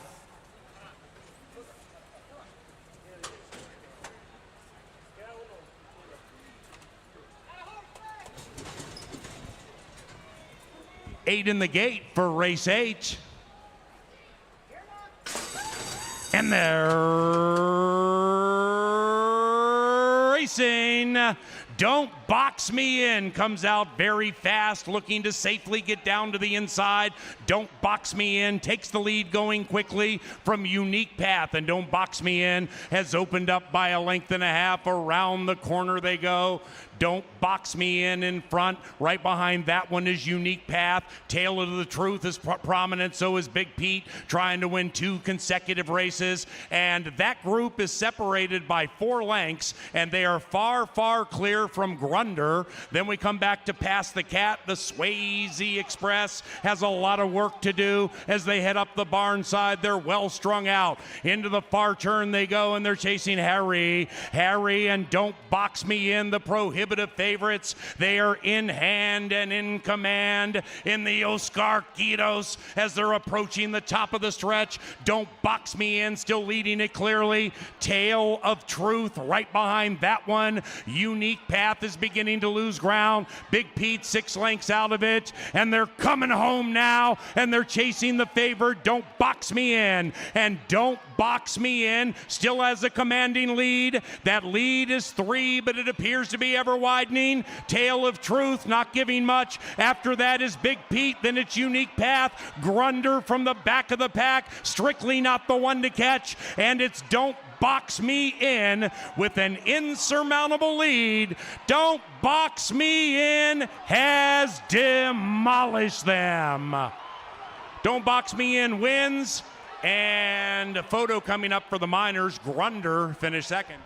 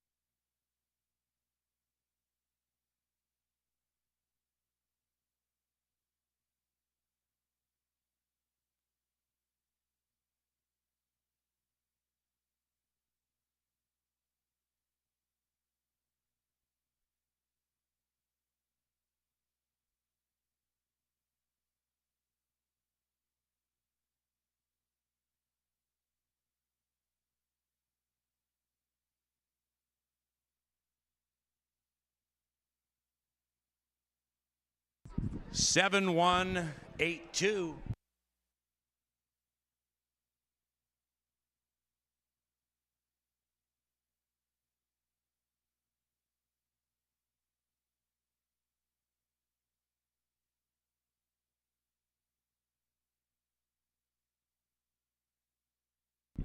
Ladies and gentlemen, please hold all tickets. We have a rider's claim of foul, and it does involve the winner, number 7, Don't Box Me In.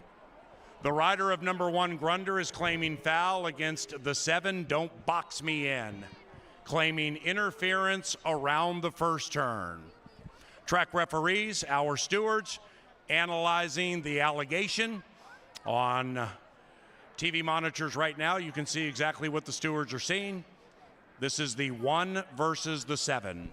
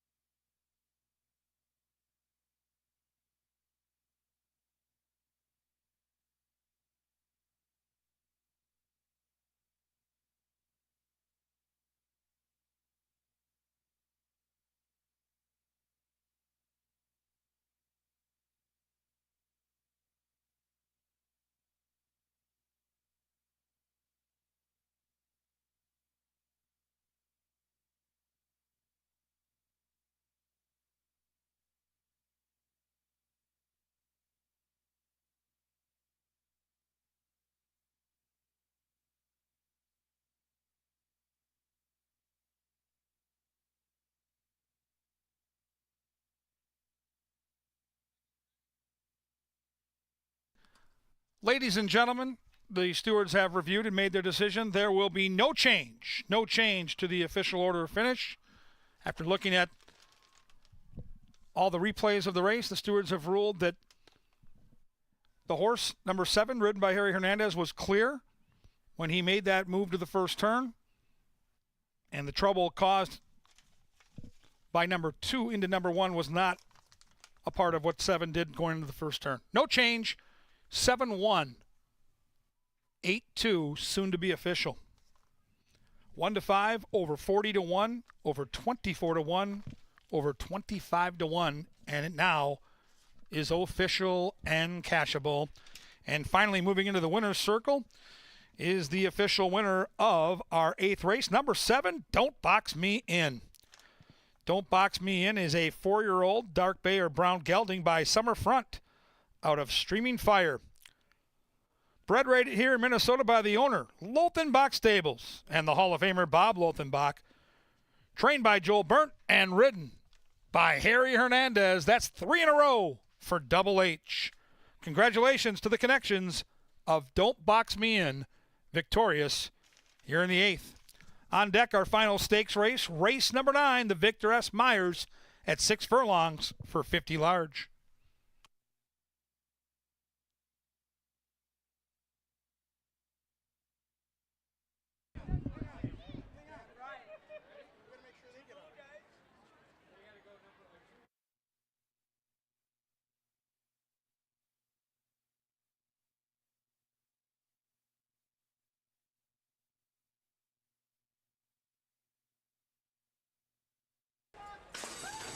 And they're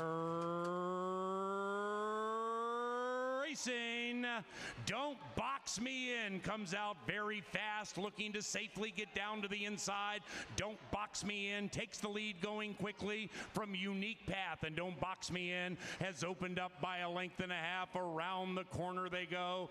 Don't Box Me In front. Right behind that one is Unique Path. Tail of the Truth is prominent, so is Big Pete, trying to win 2 consecutive races. And that group is separated by 4 lengths, and they are far, far clear from Grunder. Then we come back to Pass the Cat. The Swayze Express has a lot of work to do as they head up the barn side. They're well strung out. Into the far turn they go, and they're chasing Harry. Harry and Don't Box Me In, the prohibitive favorites. They are in hand and in command in the Oscar Quitos as they're approaching the top of the stretch. Don't Box Me In still leading it clearly. Tail of Truth right behind that one. Unique Path is beginning to lose ground. Big Pete 6 lengths out of it, and they're coming home now, and they're chasing the favorite Don't Box Me In. And Don't Box Me In still has a commanding lead. That lead is 3, but it appears to be ever widening. Tail of Truth not giving much. After that is Big Pete, then it's Unique Path. Grunder from the back of the pack, strictly not the one to catch, and it's Don't Box Me In with an insurmountable lead. Don't Box Me In has demolished them. Don't Box Me In wins, and a photo coming up for the Miners. Grunder finished second. PA, could you please turn the mic off?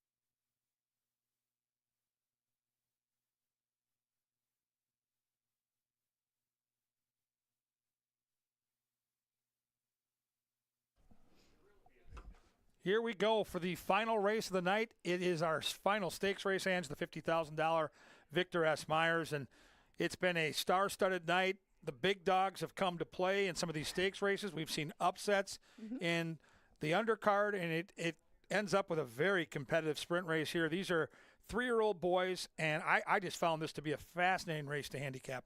Well, right, and unlike the Phillies edition of this, the Francis Genter earlier in the card, you look at the winner of the Northern Lights Futurity, and right now he's sitting at 5-1 and really hasn't taken a whole bunch of action until just a couple minutes ago. But that's a total reverse of Lover Girl and Cupid's Crush. We've seen some of these horses develop more as they've matured through their 3-year-old year. And I did use It's Bob's Business on my pick 4, just out of respect for the form that he put up last year, and I'm sure the ability to return to it quickly. But there's a lot of possibilities, and you think that this pace is going to be hot enough where even perhaps the longest shot on the board right now could win. Yeah, I really think the one has a shot here. Now, it's going to take a lot of factors to work in the favor of Adamir Santos and Roses by Liam, but I looked at this race and I saw the 2, who is so sharp right now and so fast. I think the 4, after a stumble at the gate last time, has to be prominent here.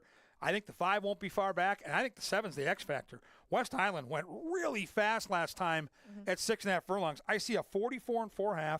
I see a 109 4.6 furlongs before they finished out the race at 6.5. So I saw a hookup on the front end, and I think your 3-horse can be a late factor, and I think the 1 can sit on the rail, wait, and pounce. I like the natural speed this horse showed at a mile last time. I like this horse on the cutback a lot here. Okay, well, we agreed on one thing. I think the Roses by Liam will be coming. I just think that maybe, I don't know, Minnesota Derby, some longer races down the road might be a touch more up his alley. I mean, he does come out of a win at a mile and has to cut back to 6, and I thought that would play to the favor of the other horse, which I just talked about with Crocodile Hunter.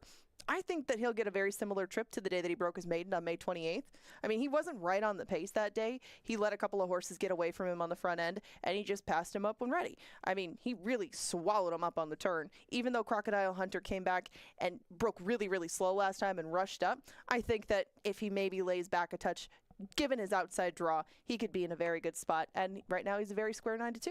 Yeah, really fair price. If he gets the trip that he had back on May the 28th, he's going to be a big problem in the stretch. What do we do with number 4? Because you clearly know that Distorted Pro has talent. You see the trainer tonight, Quinones, shuffling out winner after winner earlier, and last time out really did lose all chance of the break. Now, I get it. He was 6-5, but Silver Dash isn't a terrible horse. They went pretty quick, too, 110 4 with some pretty fast interior fractions. The blinkers come off. What kind of trip does the 4 get here? That's a good question. With the blinkers off, I think he might try to revert to those stalking tactics that he employed at the fairgrounds. I mean, he did show speed down there too, but in the day that he broke his maiden at Indiana, he stumbled at the start as well, rushed up, and he held on, but he can't keep having these gate issues and then rushing up. I mean, he's so fleet of foot anyway. Even if he's not the first out of the gate, he's right on the pace within a few strides. He's very quick, so take nothing away from him in that. He is drawn to the outside of Sir Sterling. He is drawn to the inside of West Island. Not where I'd want to be. I think that's probably why he's 7-1. But, you know, if they do take the blinkers off and lay him off a little bit, he might get a very similar trip to my top choice. So I guess I can't pull that apart. But that's too many maybes, too many ifs, too many changes. I at least know that the Crocodile Hunter can do what I hope he does today. How good is Sir Sterling before these horses head down the tunnel? Because they're betting him like they know. Oh, he's very, very good. And I know that Tony, even though he doesn't, you know, he's pretty quiet, reserved with his opinions. I know that he's always had a very high opinion of Sir Sterling, and he won at first asking at 15-1. I remember that night, and that was in the slot, but this horse has backed it up, and he is one who has improved a lot at 3. So I think that Sir Sterling even might have a higher ceiling than he's already shown. I didn't necessarily think so I put him in second. I think we might have seen the best of him, might not have seen the best of Crocodile Hunter, but on ability alone, he is definitely the horse to beat. Should be a great race. The Victor S. Myers for $50,000. It's our final race of the night. Angela Herman will be down in the winner's circle both before and after the race with some reaction. And don't forget, tomorrow, 1 o'clock, Pepsi Family Day. It is Extreme Day. Ostriches, camels, zebras. Oh, my. Good luck here in the 9th.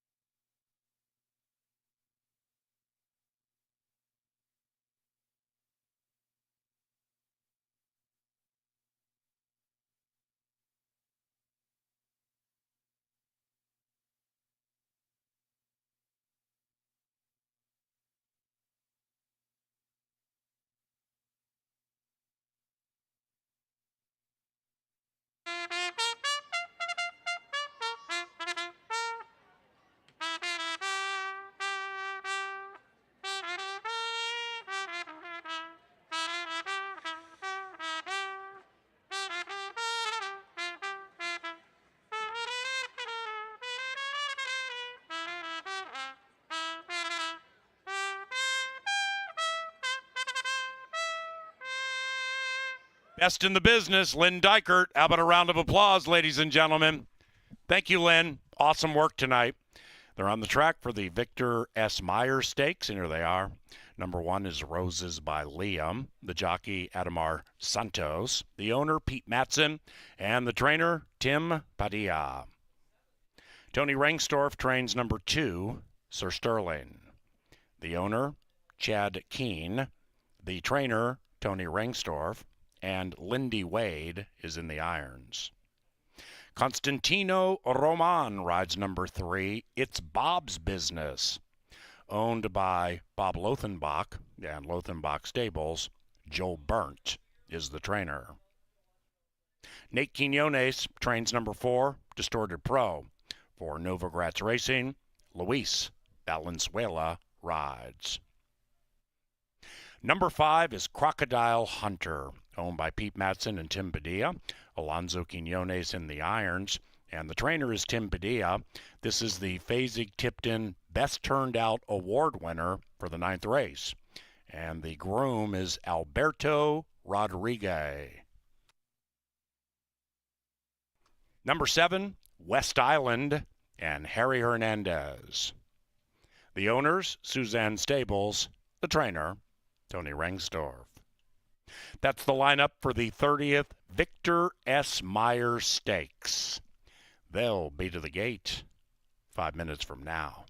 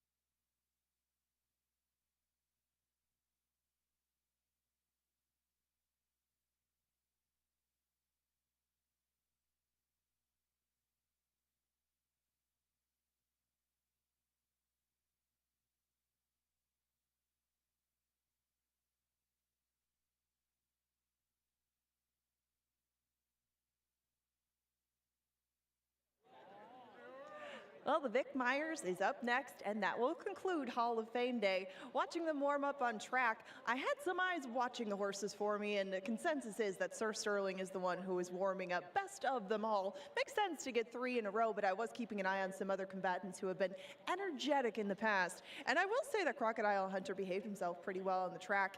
Very relaxed, moving around, not getting too hyped up. I was trying to keep an eye on him because in the past he has been a bit energetic, but I'd say everybody's maintaining their composure pretty well. You can see the fanfare still going strong with 1 minute to post. Thank you everybody for joining us for Hall of Fame night, and congratulations to all of its 2023 inductees. Paul, close us out. It is now post time for the 30th Victor S. Myers Stakes. Sir Sterling, 9-5. His stablemate, West Island, 3-1. This race first was won at Canterbury Downs in 1990. Likely Prospect won it for Almar Farm. Scott Stevens won the first Victor S. Myers Stakes. Last year, Dr. Oscar, owned by Pete Matson, ridden by Chad Lindsay, trained by David Van Winkle, victorious in the Vic Myers. Matson won it the year before with the Alligator Hunter. And he looks for 3 consecutive wins, either via Roses by Liam or Crocodile Hunter. West Island, the last in, stand by for the 30th Victor S. Myers. And they're racing. Sir Sterling off quickly to the inside, but not as fast as Distorted Pro. And now Sir Sterling puts the pedal to the metal on the inside and grabs the lead, trying to run away. Distorted Pro is next. Then it's West Island with a Red Hot Harry. Outside of that, Crocodile Hunter finds his feet to make it a line of 4 with 4 to go. And behind the leaders, Roses by Liam. After that, it's Bob's Business. 6 sardined by 4, and they have 3 to go in the Vic Myers. Sir Sterling is pulled clear by 1. Distorted Pro's being shoved on. Roses by Liam is waiting for the light of day. Outside of that is West Island in contention, but very wide. It's Bob's Business circumnavigating and taking a trip on the wide side. They're chasing Sir Sterling, and Sir Sterling leads it from Roses by Liam, who's a menacing presence to the inside. After that, we have West Island, and it's Bob's Business. Sir Sterling has an ever-widening lead in the Victor S. Myers, and he's running away from Roses by Liam. And Sir Sterling is the Vic Myers champion.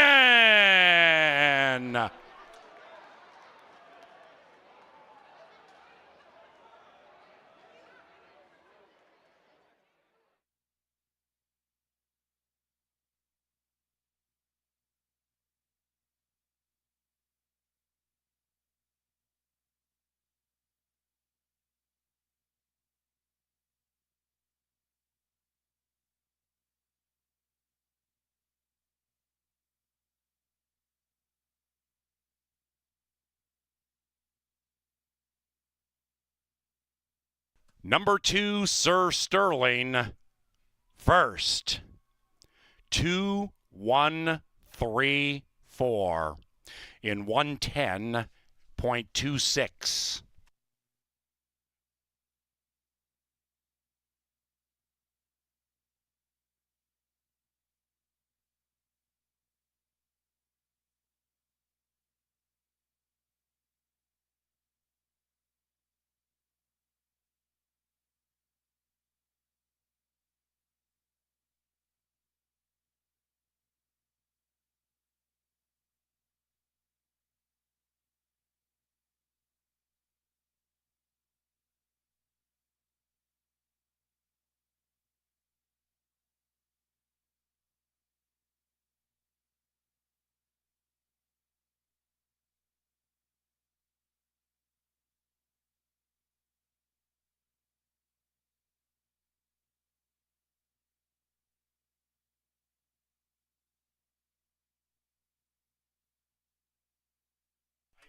Saturday is official.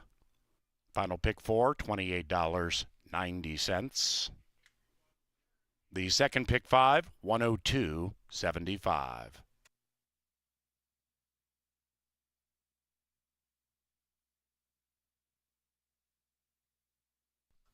We want to welcome to the winner's circle our Senior Director of Racing, Mr. Chris Mers. Chris is making the trophy presentation to the winning connections of the Victor S. Myers Stakes.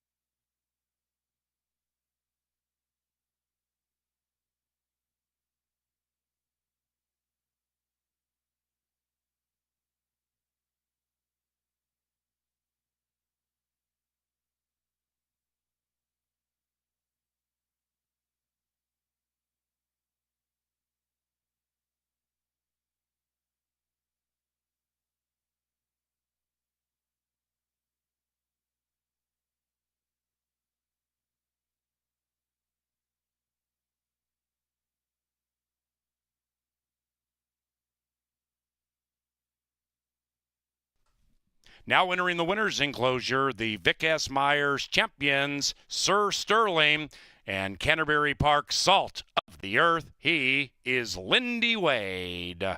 Sir Sterling is owned by Chad Keene and the winning trainer, Tony Rengstorff. Sir Sterling is a 3-year-old brown gelding by Sam Lord's Castle out of Foxy Felicity, bred in Minnesota. Racing resumes tomorrow at 1. We invite you to stop by the casino at Canterbury Park and try some blackjack or 3-card poker, maybe some Texas Hold'em, full food and beverage service in the air-conditioned casino available right now. Otherwise, on behalf of Canterbury's management team, those in our television department, and those of us up here in the Dark Star press box, thank you very much for joining us. If you're leaving Canterbury, please drive safely.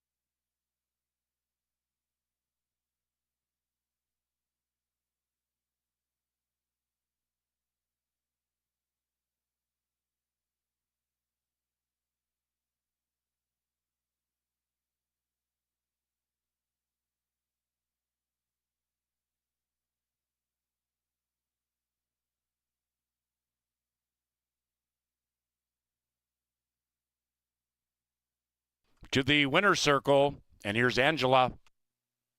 I have the winning connections of Sir Sterling. They've done a lot of winning thus far this year. But I'm going to start with you, Lindy. Now, you did get to know this horse a little bit better, and he has a lot of speed. Did it unfold exactly how you planned? It did. You know, I mean, this colt, going back a couple weeks ago, I got to work him in the morning, and I knew I was sitting on a lot of horse. And I knew that he would be eligible for these kind of races. And I knew we were going to be tough to beat, and he's shown up each and every time. Well, you've told me that this horse does things very easily for you in the morning, too. Did you sense any challenge when Roses by Liam came up to you? Was he ready for the fight? He was ready. You know, I mean, he ran a really game race last time, but today he absolutely impressed me. I knew when they came to me, if they made it to my hip, he had another gear. Well, this isn't the first time I've seen you in here. I'm sure it won't be the last. Congratulations, Lindy Wade, on another one with Sir Sterling. Thank you so much, Angela. Well, we got to take a chat with owner and breeder, Chad Keene. Now, Sir Sterling came right to the winner's circle at first asking. Things didn't go the same way in his 2-year-old year, but boy, has he turned into a sharp, nice 3-year-old. I'm very blessed. He's got a great, deep family, and along with my family, it's just been wonderful experience. I'm blessed to be here. Thank you all. I just love it. I'm on a high. I tell people, now I know what Cloud 9 feels like, and I like it. I want to let you enjoy your time on Cloud 9, but we have to clue people in. Sir Sterling, I believe the namesake is here tonight, right? He is. I named him Foxy Felicity, his dam, I named after my daughter. And now she's got 3 foals. The first one is Sir Sterling, I named after my grandson. And she just had a Vekoma baby. I named Adrian's Balboa after my granddaughter Adrian. So we're ready for next year and the following year. Okay, you've got the troops stacked up. Congratulations. Now go get back on Cloud 9 and enjoy it. Thank you very much. The Vic Myers goes to Sir Sterling in a very, very impressive win.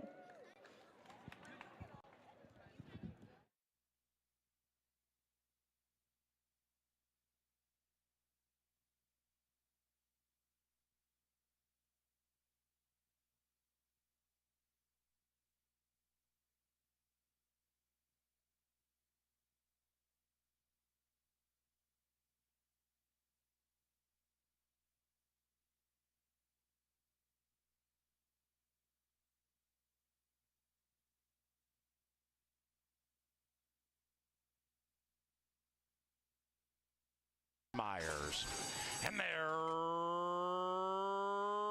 racing. Sir Sterling off quickly to the inside, but not as fast as Distorted Pro. And now Sir Sterling puts the pedal to the metal on the inside and grabs the lead, trying to run away. Distorted Pro is next. Then it's West Island with a Red Hot Harry. Outside of that, Crocodile Hunter finds his feet to make it a line of 4 with 4 to go. And behind the leaders, Roses by Liam. After that, it's Bob's Business. 6 Sardined by 4, and they have 3 to go in the Vic Myers. Sir Sterling is pulled clear by 1. Distorted Pro's being shoved on. Roses by Liam is waiting for the light of day. Outside of that is West Island in contention, but very wide. It's Bob's Business circumnavigating and taking a trip on the wide side. They're chasing Sir Sterling, and Sir Sterling leads it from Roses by Liam, who's a menacing presence to the inside. After that, we have West Island, and it's Bob's Business. Sir Sterling has an ever-widening lead in the Victor S. Myers, and he's running away from Roses by Liam. And Sir Sterling is the Vic Myers